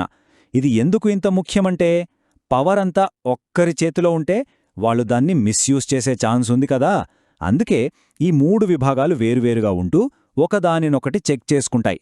దీనివల్ల ఏ ఒక్క విభాగం కూడా మరీ పవర్ఫుల్ అవ్వకుండా బ్యాలెన్స్ అవుతుంది. ఓకే, ప్రభుత్వం ఎలా పనిచేస్తుందో మనకొక ఐడియా వచ్చింది. ఇప్పుడు అది ఎక్కడెక్కడ పని చేస్తుందో చూద్దాం. అంటే ప్రభుత్వం ఎన్ని లెవెల్స్లో ఉంటుందో తెలుసుకుందాం. మన దేశంలో ప్రభుత్వాన్ని 3 లెవెల్స్లో చూడొచ్చు. మన ఊరు లేదా మన టౌన్ విషయాలు చూసుకునేది లోకల్ గవర్నమెంట్ అంటే స్థానిక ప్రభుత్వం. మన రాష్ట్రం మొత్తానికి సంబంధించిన విషయాలు చూసుకునేది స్టేట్ గవర్నమెంట్ అంటే రాష్ట్ర ప్రభుత్వం. ఇక దేశం మొత్తం కోసం పనిచేసేది నేషనల్ లేదా సెంట్రల్ గవర్నమెంట్ అంటే కేంద్ర ప్రభుత్వం. ఈ 3 లెవెల్స్ ఎలా కలిసి పనిచేస్తాయో అర్థం చేసుకోవడానికి ఒక రియల్ లైఫ్ ఎగ్జాంపుల్ తీసుకుందాం. అనుకోకుండా వరదలొచ్చాయనుకోండి. వరద కేవలం ఒక చిన్న ఏరియాలోనే వచ్చిందనుకోండి, అక్కడి లోకల్ అధికారులు అంటే మున్సిపాలిటీ వాళ్ళు దాన్ని హ్యాండిల్ చేయగలరు. అదే వరద కాస్త పెద్దదై చాలా ఊర్లను ముంచెత్తితే అప్పుడు స్టేట్ గవర్నమెంట్ రంగంలోకి దిగుతుంది. వాళ్ళ దగ్గర ఎక్కువ రిసోర్సెస్ ఉంటాయి. ఇక పరిస్థితి మరీ తీవ్రంగా ఉంటే, అంటే మొత్తం రాష్ట్రమే వరదల్లో చిక్కుకుంటే, అప్పుడు సెంట్రల్ గవర్నమెంట్ హెల్ప్ చేస్తుంది. అవసరమైతే ఆర్మీని కూడా పంపిస్తుంది. చూసారా, సమస్య చిన్నదో పెద్దదా అనేదాన్ని బట్టి ఏ లెవెల్ గవర్నమెంట్ రెస్పాండ్ అవ్వాలో డిసైడ్ అవుతుంది. ఇప్పటిదాకా మనం ప్రభుత్వం గురించి, దాని భాగాల గురించి, దాని లెవెల్స్ గురించి మాట్లాడుకున్నాం. అంతా బాగుంది. కాని ఈ మొత్తం సిస్టంలో మన పాత్ర ఏంటి, మన పవర్ ఏంటి, అక్కడికే వస్తుంది అసలు విషయం. అదే ప్రజాస్వామ్యం. డెమోక్రసీ అంటే ప్రజాస్వామ్యం. ఈ పదం గ్రీక్ భాష నుంచి వచ్చింది. అక్కడ డెమోస్ అంటే ప్రజలు, క్రాటోస్ అంటే రూల్ అంటే పాలన. సో డెమోక్రసీ అంటే ప్రజల పాలన. సింపుల్గా చెప్పాలంటే రూలర్స్ ప్రజలే. ఆగండి, ప్రజలే పాలించడమేంటి? మన దేశంలో 100 కోట్లకు పైగా జనాభా ఉంది. అందరూ కలిసి ఒకేసారి ఎలా రూల్ చేస్తారు? అది అయ్యే పనేనా? Correct point. దీన్ని అర్థం చేసుకోటానికి ఒక చిన్న ఎగ్జాంపుల్ చూద్దాం. మన క్లాస్లో అందరం కలిసి పిక్నిక్ వెళ్లాలనుకుంటున్నాం. కానీ ఎక్కడికి వెళ్లాలో ఒక డెసిషన్కి రాలేకపోతున్నాం. అప్పుడేం చేయొచ్చు? మన ముందు 2 ఆప్షన్స్ ఉంటాయి. ఒకటి, పిక్నిక్ స్పాట్ కోసం క్లాస్లో ఉన్న ప్రతి ఒక్కరూ డైరెక్ట్గా ఓటు వేయడం. ఏ స్పాట్కి ఎక్కువ ఓట్లొస్తే అక్కడికి వెళ్లటం. దీన్ని డైరెక్ట్ డెమోక్రసీ లేదా ప్రత్యక్ష ప్రజాస్వామ్యం అంటారు. రెండో ఆప్షన్ ఏంటంటే, క్లాస్ మొత్తం కలిసి ఒక రిప్రజెంటేటివ్ను అంటే మన క్లాస్ లీడర్ను ఎన్నుకోవడం. అందరి తరపున ఆ లీడర్ బెస్ట్ ప్లేస్ను డిసైడ్ చేస్తాడు. దీన్నే రిప్రజెంటేటివ్ డెమోక్రసీ లేదా ప్రాతినిధ్య ప్రజాస్వామ్యం అంటారు. మన భారతదేశం లాంటి పెద్ద దేశాల్లో అందరూ నేరుగా నిర్ణయాలు తీసుకోవడం కష్టం కాబట్టి మనం ఈ రెండో పద్ధతినే ఫాలో అవుతాం. మనం ఓట్లు వేసి మన తరఫున నిర్ణయాలు తీసుకోవడానికి కొందరిని ఎన్నుకుంటాం. వాళ్లే మన ప్రతినిధులు. స్టేట్ లెవెల్లో వాళ్లను ఎంపీ-ఎమ్మెల్యే అంటాం, నేషనల్ లెవెల్లో ఎంపీలు అంటాం. వాళ్లు మన వాయిస్ని అసెంబ్లీలో, పార్లమెంట్లో వినిపిస్తారు. మన ప్రజాస్వామ్యం ఎంత పెద్దదో చెప్పడానికి ఈ ఒక్క నంబర్ చాలు. 2024 లెక్కల ప్రకారం మన దేశంలో ఓటు హక్కు ఉన్నవాళ్లు సుమారుగా 97 కోట్ల మంది. అవును, 97 కోట్లు. మనది ప్రపంచంలోనే అతి పెద్ద ప్రజాస్వామ్యం. రిగో బెర్తా మెంచుతుం చెప్పిన ఈ మాటలు చూడండి. ప్రజాస్వామ్యమంటే కేవలం 5 ఏళ్లకోసారి ఓటు వేయటం మాత్రమే కాదు, న్యాయం, సమానత్వం, ప్రతి ఒక్కరిని గౌరవించడం. ఇవన్నీ లేకుండా అస్సలైన ప్రజాస్వామ్యం ఉండదు. అంటే డెమోక్రసీ అనేది ఒక జీవన విధానం. సో ఒక్కసారి మనం మాట్లాడుకున్నవన్నీ క్విక్గా రివైజ్ చేద్దాం.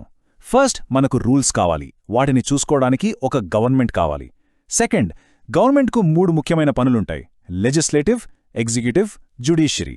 థర్డ్, గవర్నమెంట్ 3 లెవెల్స్లో పనిచేస్తుంది: లోకల్, స్టేట్, నేషనల్. ఫైనల్గా డెమోక్రసీలో అల్టిమేట్ పవర్ మన చేతుల్లో, అంటే ప్రజల చేతుల్లోనే ఉంటుంది. సరే, ఈ టాపిక్ ముగించే ముందు ఒక చిన్న ప్రశ్న. భవిష్యత్ ఓటర్లుగా మన చుట్టూ ఉన్న సమస్యల గురించి ఆలోచించినప్పుడు, అంటే మన ఏరియాలో రోడ్లు, స్కూల్సు, హాస్పిటల్స్ గురించి వాటిని ఏ లెవెల్ గవర్నమెంట్ పరిష్కరించగలదో ఆలోచించడం మొదలుపెట్టాలి. మన ఓటు, మన గొంతుక ఎంత పెద్ద మార్పును తీసుకురాగలదో గ్రహించాలి. మరో ఆసక్తికరమైన అంశంతో మళ్ళీ కలుద్దాం.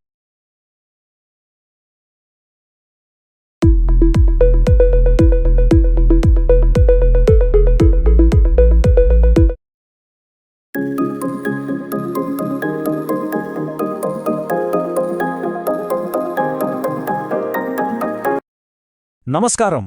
మన దేశం చాలా పెద్దది కదా. మరి ఇన్ని లక్షల గ్రామాల్లో పరిపాలన ఎలా సాగుతోంది అని ఎప్పుడైనా అనిపించిందా? మనూళ్ళో ఒక రోడ్డెయ్యాలన్నా, మన బడిలో వసతులు సరిగ్గా ఉండాలన్నా ఈ నిర్ణయాలన్నీ ఎవరు తీసుకుంటారు? రండి, ఈరోజు మనం మన గ్రామీణ పరిపాలనకు వెన్నెముకలాంటి పంచాయతీరాజ్ వ్యవస్థ గురించి కూలంకషంగా తెలుసుకుందాం. మహాత్మాగాంధీగారు చెప్పిన ఈ మాటలతో మొదలుపెడదాం.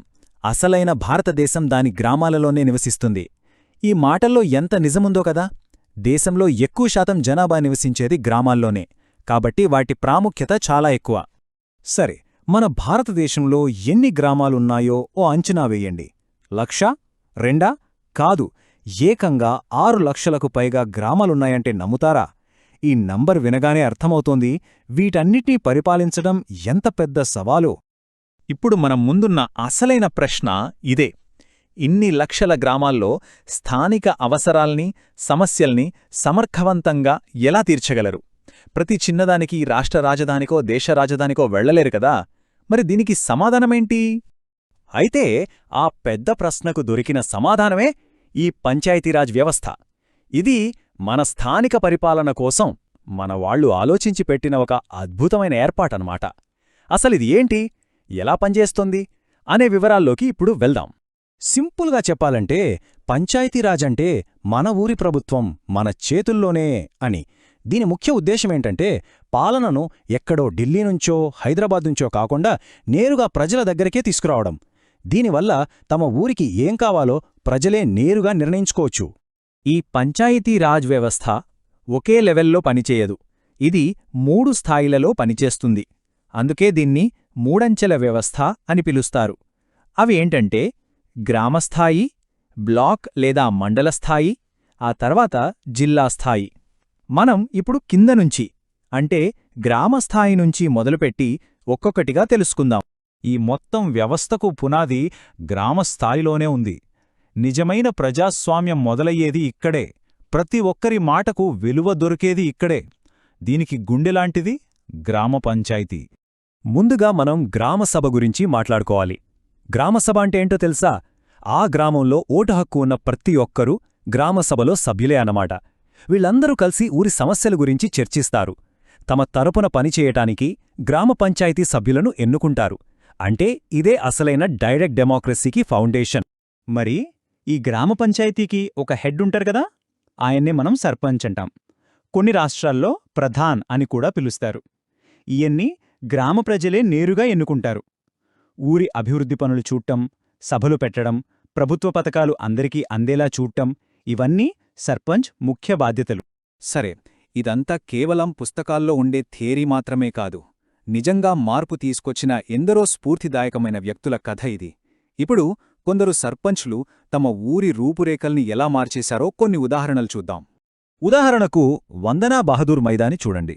ఎన్నో ఆధిపత్య ధోరణులను ఎదిరించి తన గ్రామానికి మొదటి మహిళా సర్పంచ్గా ఎన్నికయ్యారు. ఆమె గ్రామసభ మీటింగ్లకు మహిళలు తప్పనిసరిగా రావాలని ప్రోత్సహించారు. చదువు, పారిశుద్ధ్యం లాంటి ముఖ్యమైన సమస్యలపై దృష్టిపెట్టి ఎంతో మార్పు తీసుకొచ్చారు. ఇప్పుడు ఈ ఫోటో చూడండి, ఎంత పచ్చగా ఉందో కదా ఈ ఊరు. ఇది మహారాష్ట్రలోని హివారే బజార్. కాని ఒకప్పుడిది తీవ్రమైన కరువుతో అల్లాదిన ప్రాంతం. అంటే నమ్మగలరా? పోపట్రావు బాగూజీ పవార్ అనే ఒకే ఒక్క సర్పంచ్ తన ఆలోచనతో ఈ గ్రామం తలరాతనే మార్చేశారు. అదెలాగో చూద్దాం. ఆయన చేసిన పనులు చాలా సింపుల్, కాని ఎంతో ప్రభావవంతమైనవి. గ్రామస్తులందర్నీ కలుపుకుని వర్షపు నీటిని ఒడిసిపట్టారు. వాటర్ షెడ్ పనులు చేపట్టారు. లక్షల కొద్ది చెట్లను నాటించారు. ఆయన కృషికి ఏకంగా 2020లో భారత ప్రభుత్వం పద్మశ్రీ పురస్కారంతో గౌరవించింది. మరో అద్భుతమైన కథ జ్ఞానేశ్వర్ కాంబ్లేది. ఎన్నో సామాజిక అడ్డంకుల్ని దాటుకుని ఒక ట్రాన్స్జెండర్ వ్యక్తిగా గ్రామసేవయే ప్రజాసేవ అనే ఒక్క నినాదంతో ఒక గ్రామానికి సర్పంచ్గా ఎన్నికయ్యారు. మన ప్రజాస్వామ్యం ఎంత గొప్పదో, అందర్నీ ఎలా అరవణిస్తుందో చెప్పడానికి ఇంతకన్నా గొప్ప ఉదాహరణేముంటుంది? ఇప్పుడు మనం ఒక చాలా కొత్త కాన్సెప్ట్ గురించి తెలుసుకోబోతున్నాం. పరిపాలనలో కేవలం పెద్దలే కాదు, పిల్లలను కూడా భాగం చేస్తే ఎలా ఉంటుంది? అదే బాల పంచాయతీ అంటే పిల్లల మండలి. అసలు మామూలు పంచాయతీకి ఈ పిల్లల స్నేహపూర్వక పంచాయతీకి తేడా ఏంటి? చాలా సింపుల్. సాధారణ పంచాయతీల్లో పెద్దలే నిర్ణయాలు తీసుకుంటారు, కాని ఇక్కడ బాలసభలో ఏర్పాటు చేసి పిల్లల అభిప్రాయాలకు, వాళ్ల అవసరాలకు కూడా అంతే విలువ ఇస్తారు. మరి ఈ ఆలోచన వల్ల ఏమైనా ఉపయోగం ఉందా? ఖచ్చితంగా ఉంది. మహారాష్ట్రలో బాల పంచాయతీలు బాల్య వివాహాలను, బాల్య కార్మిక వ్యవస్థను ఆపడానికి పనిచేశాయి. సిక్కింలో పిల్లలు తమ స్కూల్ భద్రత కోసం ప్రహరీ గోడలు, వంటగదులు కట్టించుకున్నారు.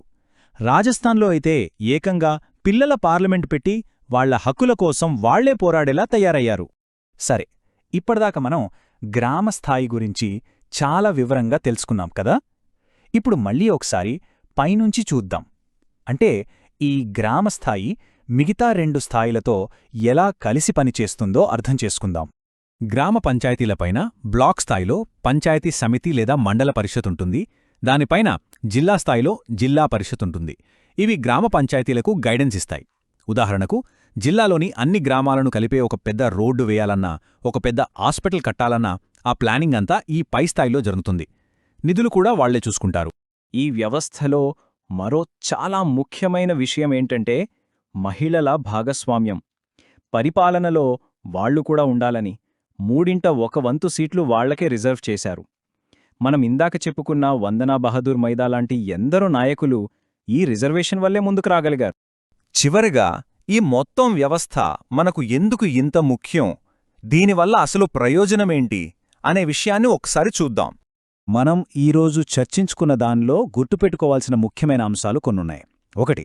ఇది ఒక 3 అంచెల వ్యవస్థ. 2. ఇందులో ప్రజలు నేరుగా, అలాగే వాళ్ళు ఎన్నుకున్న ప్రతినిధుల ద్వారా పాల్గొంటారు.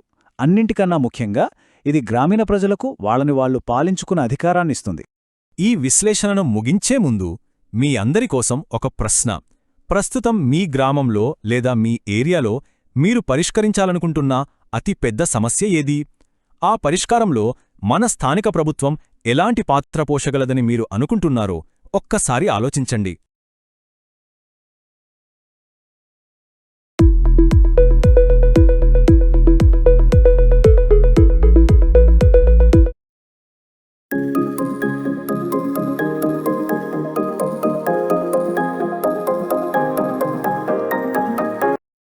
హాయ్, మనం రోజూ మన చుట్టూ రోడ్లు, పార్కులు, స్ట్రీట్ లైట్స్ చూస్తూ ఉంటాం కదా. ఎప్పుడైనా ఆలోచించారా, అసలు వీటన్నింటినీ ఎవరు చూసుకుంటారు, మన సిటీని ఎవరు నడిపిస్తారు అని?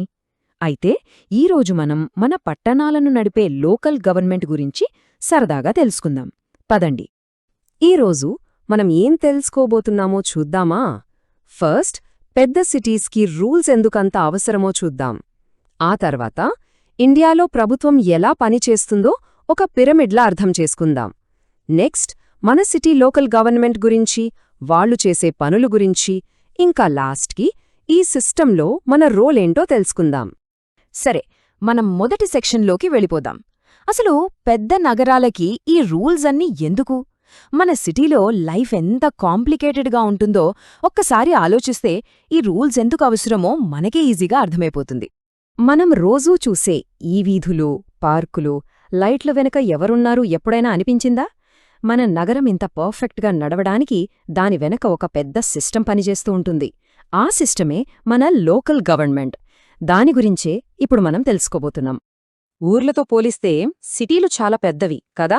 ఇక్కడ లక్షల మంది జనం, వేల రకాల పనులు అన్నీ ఒకే చోట ఉంటాయి. మరి వీటన్నిటినీ మేనేజ్ చెయ్యాలంటే ఈ ఫోటోలో ఉన్నదాన్లాగే ఒక పెద్ద స్ట్రాంగ్ సిస్టమ్ కావాలి. ఇదే ముంబై మున్సిపల్ కార్పొరేషన్ బిల్డింగ్. సిటీని నడపడం ఎంత పెద్ద బాధ్యతో ఇది చూస్తేనే మనకర్థమవుతుంది. ఓకే, ఇంత పెద్ద వ్యవస్థ ఉంది సరే, మరి ఈ నగర నిర్వహణ అనేది ఎక్కడ్నుంచొచ్చింది? దాన్ని అర్థం చేసుకోవాలంటే మనం ఇండియా గవర్నమెంట్ పిరమిడ్ని చూడాలి. ఈ పాలనా స్ట్రక్చర్లో మన సిటీ ఎక్కడుందో చూసేద్దాం. మన ఇండియా గవర్నమెంట్ని ఒక పెద్ద కుటుంబంలా ఊహించుకోండి. దేశం మొత్తానికి ఇంటి పెద్దలాగా సెంట్రల్ గవర్నమెంట్ ఉంటుంది. ప్రతి రాష్ట్రానికి ఒక ఫ్యామిలీలా స్టేట్ గవర్నమెంట్ ఉంటుంది. ఇక మన ఇంటిని మన వీధిని చూసుకునేది లోకల్ గవర్నమెంట్.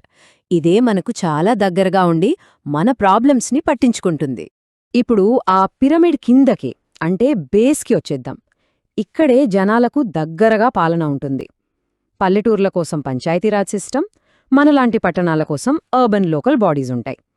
మన టాపిక్ మొత్తం ఈరోజు ఈ అర్బన్ బాడీస్ గురించే. రైట్. ఇంకా గ్రామాల సంగతి పక్కన పెట్టి మనం పూర్తిగా మన పట్టణ ప్రభుత్వం గురించి మాట్లాడుకుందాం. అసలు వీటి స్ట్రక్చర్ ఎలా ఉంటుంది, వాటిని ఏ పేర్లతో పిలుస్తారు, అవన్నీ వివరంగా చూద్దాం. పట్టణ స్థానిక సంస్థలు అంటే ఏంటి? సింపుల్గా చెప్పాలంటే ఇవి డీసెంట్రలైజ్డ్ గవర్నమెంట్లు. అంటే ఏంటో తెలుసా? ఇప్పుడు స్కూల్లో ప్రిన్సిపల్ ఒక్కరే అన్ని క్లాసులను చూసుకోలేరు కదా. ప్రతి క్లాస్కు ఒక క్లాస్ టీచర్ ఉంటారు. ఎందుకంటే ఆ క్లాస్ స్టూడెంట్స్ గురించి, వాళ్ల అవసరాల గురించి ఆ టీచర్కే బాగా తెలుస్తుంది. సేమ్ ఇక్కడ కూడా పవర్ని లోకల్ లీడర్స్తో పంచుకుంటారు. ఎందుకంటే మన ఏరియా ప్రాబ్లమ్స్ వాళ్లకే బాగా తెలుస్తాయి కాబట్టి. ఇంకా చూడండి, మేనేజ్మెంట్ని ఇంకా ఈజీ చేయడానికి మన నగరాన్ని వార్డ్లు అనే చిన్న చిన్న భాగాలుగా డివైడ్ చేస్తారు. ప్రతి వార్డ్కి ఒక కమిటీ ఉంటుంది. దీనివల్ల వాళ్ళు మనకు ఇంకా దగ్గరగా ఉండి మన వీధిలో ఉన్న చిన్న సమస్యను కూడా త్వరగా సాల్వ్ చేయగలరు. అయితే ఈ పట్టణ స్థానిక సంస్థలు అన్ని ఊర్లలోనూ ఒకేలా ఉండవు. ఆ ఊరి జనాభాను బట్టి 3 రకాలుగా ఉంటాయి.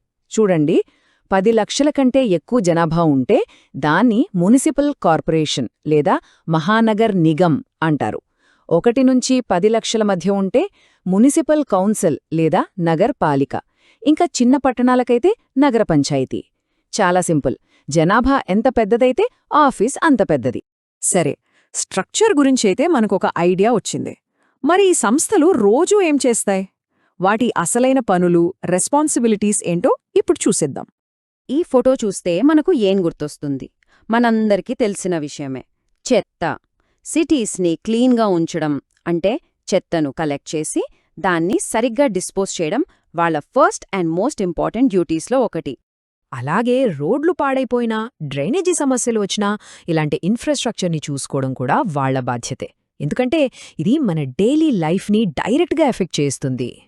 సో ఆ చెత్త, పాడైన రోడ్లు ఇలాంటి ప్రాబ్లమ్స్ అన్నింటినీ సాల్వ్ చేసి ఫైనల్గా ఇలాంటి అందమైన, సేఫ్ అయిన ప్లేసెస్ని మన కోసం క్రియేట్ చేయడమే ఈ లోకల్ బాడీస్ లక్ష్యం.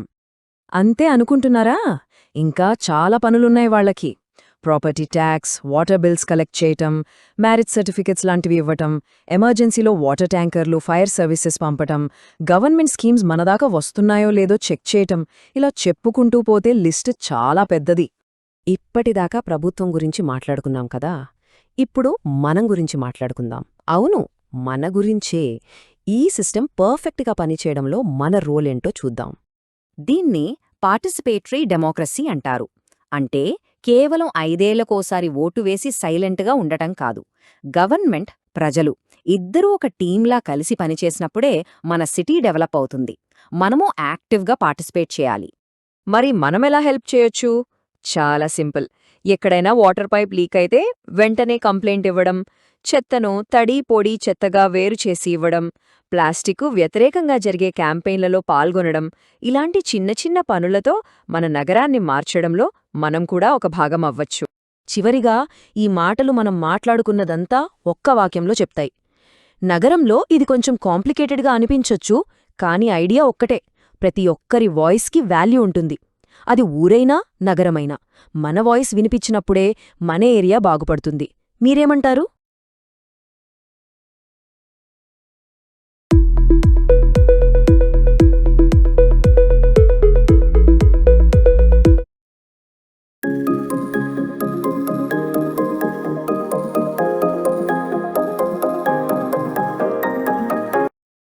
అందరికీ నమస్కారం. మనం రోజూ చూస్తూనే ఉంటాం, ఒక పైలట్, ఒక దుకాణోదారు, ఇంట్లో తోటపని చేసుకునేవాళ్ళు. మన చుట్టూ ఎంతమంది ఎన్ని పనులు చేస్తుంటారు. అయితే ఎప్పుడైనా అనిపించిందా, ఈ పనులన్నీ ఒకటేనా? అసలు ఒక పనికి విలువ ఎలా వస్తుంది? రండి, ఈ ప్రశ్నలన్నిటికీ సమాధానాలు కలిసి తెలుసుకుందాం. ఈ కథ 2 పిల్లలతో మొదలవుతుంది. వాళ్ల పేర్లు అను మరియు కబీర్. ఒకరోజేమైందంటే వాళ్ల పక్కింటి గీతా ఆంటీని పైలట్ యూనిఫాంలో చూశారు. అంతే, వాళ్ల మనసులో బోలెడన్ని ప్రశ్నలు మొదలయ్యాయి.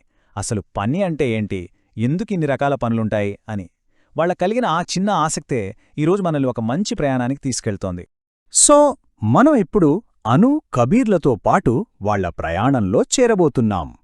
వాళ్ళు ఏం మాట్లాడుకుంటున్నారో వింటూ మన చుట్టూ ఉన్న ఈ పని ప్రపంచమంటే ఏంటో, అందులో ఎన్ని రకాల ఉద్యోగాలు, పనులు ఉంటాయో చూద్దాం. సరే, ముందుగా కబీర్ వాళ్ల తాతయ్యను చూద్దాం. ఆయనొక రిటైర్డ్ సైనికుడు. కాని ఇప్పుడు ఆయన చేసే పనులు చూస్తే ఆశ్చర్యం వేస్తోంది. ఓవైపు పిల్లలకు పాఠాలు చెప్తారు, మరోవైపు తన కూరగాయల తోటను ఎంతో ప్రేమగా చూసుకుంటారు. అంతేగాదు, ఇంట్లో చిన్న చిన్న పనుల్లో కూడా సహాయం చేస్తారు. చూశారా, ఒకే మనిషి, కాని ఎన్ని రకాల పనులు! ఇప్పుడు అను వాళ్ల ఇంటివైపు వెళదాం. ఇక్కడ కనిపిస్తున్నది తన తల్లిదండ్రులు. వీళ్ళిద్దరూ కలిసి ఒక రెడీమేడ్ బట్టల దుకాణాన్ని నడుపుతారన్నమాట. ఆ షాప్ మీదే వాళ్ల కుటుంబం ఆధారపడి ఉంది. అయితే కేవలం షాపు చూసుకోవడమే కాదు, అను వాళ్ళ అమ్మ ఇంకో ముఖ్యమైన పని కూడా చేస్తారు.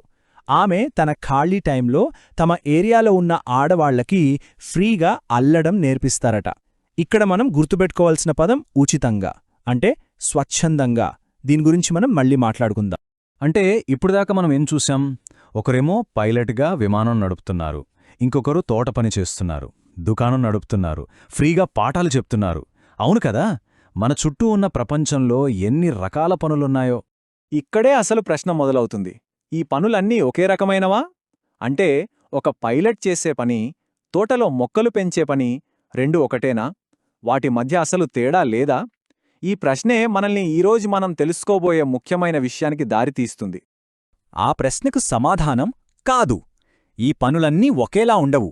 వీటన్నిటినీ మనం బేసిగ్గా రెండు పెద్ద గ్రూపులుగా విడగొట్టచ్చు. ఒకటి ఆర్థిక కార్యకలాపాలు, అంటే డబ్బు కోసం చేసేవి. రెండోది ఆర్థికేతర కార్యకలాపాలు. సరే, మరి ముందుగా మొదటి రకం గురించి వివరంగా చూద్దాం. అవే ఆర్థిక కార్యకలాపాలు. పేర్లోనే ఉంది గదా, సింపుల్గా చెప్పాలంటే ఇవి డబ్బు సంపాదించడానికి చేసే పనులు. మరి ఒక పనిని ఆర్థిక పని అని ఖచ్చితంగా ఎప్పుడంటాం? చాలా సింపుల్. ఒక పని చేసినందుకు మనకి డబ్బు కాని లేదా డబ్బుతో సమానమైన విలువైనది ఏదైనా కాని తిరిగి వస్తే దాన్ని ఆర్థిక కార్యకలాపం అంటాం. అంతే. ఉదాహరణకి ఈ ఫోటోలో కార్ ఫ్యాక్టరీలో పనిచేస్తున్న ఆయనను చూడండి.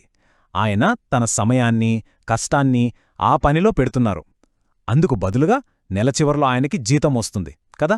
ఇదొక పర్ఫెక్ట్ ఉదాహరణ ఆర్థిక కార్యకలాపానికి. ఇప్పుడు మళ్ళీ మన కథలోకి వెళ్దాం. గీతా ఆంటీ పైలట్, రోహన్ ఒక సాఫ్ట్వేర్ ఇంజనీర్. ఇద్దరికీ వాళ్ల ఉద్యోగాలకి జీతం వస్తుంది. సో వాళ్ళు చేస్తున్నది ఏ రకమైన పని? ఎస్, అదొక ఆర్థిక కార్యకలాపం. ఓకే, డబ్బు కోసం చేసే పనుల గురించి మనకొక ఐడియా వచ్చింది. మరి డబ్బుతో సంబంధం లేకుండా చేసే పనుల సంగతేంటి? వాటినే మనం ఆర్థికేతర కార్యకలాపాలు అంటాం. సింపుల్గా చెప్పాలంటే ఇవి ప్రేమతో, మనసుతో చేసే పనులు. ఈ పనులు చెయ్యడానికి కారణం డబ్బే కాదన్మాట. ప్రేమ, కేరింగ్, లేదా మన సమాజం కోసం ఏదైనా చెయ్యాలన్న బాధ్యత. అలా ఎలాంటి డబ్బు వాసించకుండా మనం చేసే పనులే మన మధ్య బంధాల్ని ఇంకా బలంగా చేస్తాయి. ఒక్కసారి ఆలోచించండి. ఇంట్లో అమ్మ వంట చేస్తుంది, నాన్న హోంవర్క్లో హెల్ప్ చేస్తారు. వీటికి వాళ్లు మన దగ్గర డబ్బులు అడుగుతారా? అడగరు గదా. అలాగే మన కథలో రోహన్ వీకెండ్స్లో పిల్లలకి ఫ్రీగా కంప్యూటర్ క్లాసులు చెప్పడం, ఇవన్నీ ప్రేమతో చేసే పనులే. వీటినే మనం ఆర్థికేతర కార్యకలాపాలు అంటాం. ఆర్థిక కార్యకలాపాల గురించి ఇంకో ఇంట్రెస్టింగ్ విషయం ఉంది. అవి కేవలం డబ్బు సంపాదించడానికే కాదు, అవి విలువను కూడా సృష్టిస్తాయి. అంటే ఒక సింపుల్ వస్తువుని మరింత విలువైనదిగా మార్చడం అన్నమాట. అదేలాగో ఒక చిన్న ఉదాహరణతో చూస్తే మనకి ఈజీగా అర్థమైపోతుంది. ఈ కాన్సెప్ట్ని విలువ జోడెంపు అంటారు. దీన్ని రాజేష్ అనే ఒక కార్పెంటర్ కథతో అర్థం చేసుకుందాం. చూడండి, 3 స్టెప్స్. ఫస్ట్, రాజేష్ కొంత కలపను కొన్నాడు. సెకండ్, తన స్కిల్ ఉపయోగించి ఆ కలపతో ఒక మంచి కుర్చీని తయారుచేశాడు. ఫైనల్గా ఆ కుర్చీని అమ్మాడు. ఇక్కడే అసలైన పాయింట్ ఉంది. రాజేష్ 600 రూపాయలకి కలప కొని 1000 రూపాయలకి కుర్చీని అమ్మాడు. మరి మధ్యలో ఆ 400 రూపాయలు ఎక్స్ట్రా ఎలా వచ్చాయి? అదే విలువ జోడింపు. అది రాజేష్ స్కిల్కి, తన కష్టానికి, తను పెట్టిన సమయానికి వచ్చిన విలువ అన్మాట.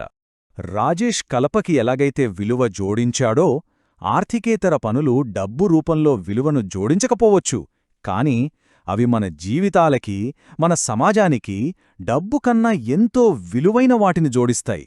అవే ప్రేమ, కేరింగ్, ఐకమత్యంలాంటివి. అందుకే ఈ 2 రకాల పనులు చాలా ముఖ్యం. ఇలాంటి పనుల గురించి మాట్లాడేటప్పుడు మనం సేవ అనే ఒక గొప్ప పదాన్ని తప్పకుండా గుర్తుచేసుకోవాలి. సేవ అంటే ఏంటి? నిస్వార్థంగా, మన నుంచి ఏమీ ఆశించకుండా ఇతరులకు, సమాజానికి మనవంతు సహాయం చేయడమే సేవ. సేవకు ఒక అద్భుతమైన ఉదాహరణ లంగర్. గురుద్వారాలో ఇది జరుగుతుంది. అక్కడ పేద, ధనిక, కులం, మతం ఇలాంటి తేడాలు ఏవీ లేకుండా అందరూ కలిసి భోజనం చేస్తారు. అది ఉచితంగా. ఇది కేవలం కడుపు నింపడం మాత్రమే కాదు, మనమందరం ఒక్కటే అనే ఒక గొప్ప భావనను కలిగిస్తుంది. స్వచ్ఛ భారత్ అభియాన్ లాంటి కార్యక్రమాలు గుర్తున్నాయా? లేదా వన మహోత్సవ్? వీటిలో అందరూ స్వచ్ఛందంగా ముందుకు వచ్చి మన వీధులను శుభ్రం చేస్తారు, మొక్కలు నాటుతారు.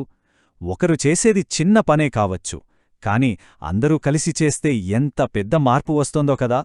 దాన్నే మనం సామూహిక శక్తి అంటాం.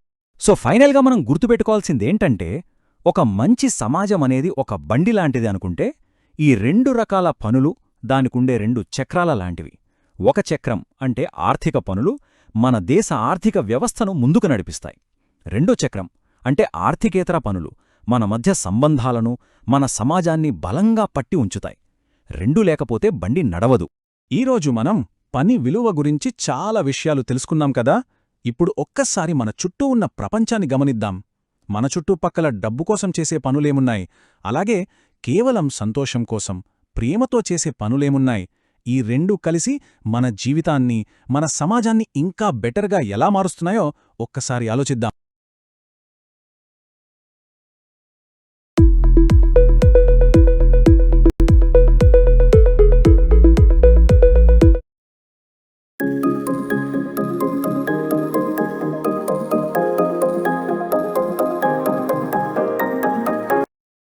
అందరికీ నమస్కారం. మన చుట్టూ ప్రతిరోజూ ఎన్నో పనులు జరుగుతూ ఉంటాయి కదా! అసలు ఈ పనులన్నీ ఏంటి? అవి మన ఆర్థిక వ్యవస్థను ఎలా నడిపిస్తున్నాయి? ఈరోజు మనం ఈ ఆసక్తికరమైన విషయాల గురించి మాట్లాడుకుందాం. పదండి, మొదలుపెట్టేద్దాం. ఒక్కసారి ఆలోచించండి, మనం ఉదయాన్నే తాగే పాలుగాని, చదువుకునే పుస్తకంగాని మన చేతికి ఎలా వస్తుంది? దాని వెనుక ఎంత పెద్ద కథ ఉంటుందో తెలుసా? ఎంతోమంది కష్టం, ఎన్నో రకాల పనులు దాగి ఉంటాయి. ఆ ప్రయాణం గురించే ఈరోజు మనం తెలుసుకోబోతున్నాం. సో ఇలాంటి పనులన్నింటినీ కలిపి మనమేమంటామంటే ఆర్థిక కార్యకలాపాలు. ఇవి మనకు విలువైన వస్తువులను, సేవలను అందిస్తాయి. మన సమాజం సాఫీగా నడవడానికి ఇవే పునాది. ఇంకా సింపుల్గా చెప్పాలంటే డబ్బు సంపాదించడం కోసం చేసే ఏ పనైనా ఒక ఆర్థిక కార్యకలాపమేనన్నమాట. అయితే ఇన్ని రకాల పనుల్ని ఎలా అర్థం చేసుకోవాలి? చాలా సింపుల్. వాటిని కొన్ని గ్రూపుగా, అంటే కొన్ని టీమ్స్గా విభజిద్దాం. అప్పుడు అవి ఒకదానితో ఒకటి కలిసి ఎలా పనిచేస్తాయో మనకు చాలా స్పష్టంగా అర్థమవుతుంది. ఇదొక పెద్ద టీమ్ గేమ్ లాంటిది. సరే, మరి మన ఎకానమీ అనే ఈ జట్టులో ఉన్న 3 ప్రధానమైన ఆటగాళ్లు ఎవరో, ఆ 3 రంగాలేంటో వివరంగా చూసేద్దామా? మొట్టమొదటిది ప్రాథమిక రంగం. వీళ్లను మన ఆర్థిక వ్యవస్థకు ఫౌండేషన్ లాంటివాళ్లు అనుకోవచ్చు. ఎందుకంటే వీళ్లు నేరుగా ప్రకృతి నుంచే, అంటే భూమి, నీరు, అడవుల నుంచి మనకు కావలసిన ముడి పదార్థాలను సేకరిస్తారు. ఉదాహరణకు ఇక్కడ చూడండి, అడవి నుంచి కలప సేకరిస్తున్నారు. ఇది ప్రాథమిక కార్యకలాపానికి ఒక పర్ఫెక్ట్ ఉదాహరణ అన్నమాట. ఎందుకంటే ఇది నేరుగా ప్రకృతి నుండి వనరులను తీసుకోవడంతో ముడిపడి ఉంది. మనం వాడే ఫర్నిచర్, కాగితం అన్నింటికీ మూలం ఇక్కడే మొదలవుతుంది. వ్యవసాయం మనకు తెలిసిందే. అలాగే గనులు తవ్వడం, చేపలు పట్టడం, పశువులను పెంచడం ఇవన్నీ కూడా ప్రాథమిక రంగంలోకే వస్తాయి. మనం తినే తిండికి, వాడే చాలా వస్తువులకు కావలసిన బేసిక్ మెటీరియల్స్ అన్నీ ఇక్కడ్నుంచే వస్తాయన్నమాట. సరే, ఇప్పుడు మన టీంలో రెండో ప్లేయర్ దగ్గరికి వెళ్దాం. అదే ద్వితీయ రంగం. ప్రాథమిక రంగం వాళ్లు సేకరించిన ముడి పదార్థాలను తీసుకుని వాటిని మనకు ఉపయోగపడే వస్తువులుగా మార్చేది వీళ్లే. అందుకే వీరిని తయారు చేసేవారు లేదా మేకర్స్ అని పిలుస్తాం. ఫ్యాక్టరీలు దీనికి ఒక బెస్ట్ ఎగ్జాంపుల్. ఇక్కడే అసలైన మ్యాజిక్ అంతా జరుగుతోంది. భూమిలోంచి తీసిన ముడి ఇనుము ఇక్కడ మనం రోడ్ల మీద నడిపే కార్లుగా మారిపోతోంది. ఇది ద్వితీయ రంగం యొక్క పవర్. ఉక్కుని ఉపయోగించి కార్లు తయారు చేయటం లేదా చెక్కతో ఫర్నిచర్ చేయటం, చివరికి మనం వేసుకునే బట్టలు కూడా పత్తి నుండి ఇక్కడే తయారవుతాయి. అంతేకాదు కరెంటు ఉత్పత్తి, రోడ్లు, బిల్డింగుల నిర్మాణం కూడా ఈ రంగంలోకే వస్తాయి. ఈ రంగం ఎంత పెద్దదో అర్థం చేసుకోవాలంటే ఈ నంబర్స్ చూడండి. కేవలం 2022లోనే మన భారతదేశంలో దాదాపు 2 కోట్ల ద్విచక్ర వాహనాలు, 45 లక్షల కార్లు తయారయ్యాయి. ఊహించుకోండి, ఎంత పెద్ద పరిశ్రమో. ఇక మన టీంలో మూడో చాలా కీలకమైన ప్లేయర్ తృతీయ రంగం. దీన్నే సేవారంగం అని కూడా అంటారు. వీళ్ళు వస్తువులను తయారు చేయరు, కానీ మొదటి 2 రంగాలకు మనందరికీ చాలా ముఖ్యమైన సేవలను అందిస్తారు. వీళ్ళు లేకపోతే సిస్టమ్ మొత్తం ఆగిపోతుంది. ఒక్క క్షణం ఆలోచించండి. ఫ్యాక్టరీలో తయారైన వస్తువులు మన దాకా ఎలా వస్తాయి? ట్రక్కులు, రైళ్లు, విమానాల ద్వారా. ఈ రవాణా వ్యవస్థే తృతీయ రంగంలోని ఒక ముఖ్యమైన సేవ అన్నమాట. నిజానికి మనం రోజు ఉపయోగించే చాలా సర్వీసులు ఈ రంగం కిందకే వస్తాయి.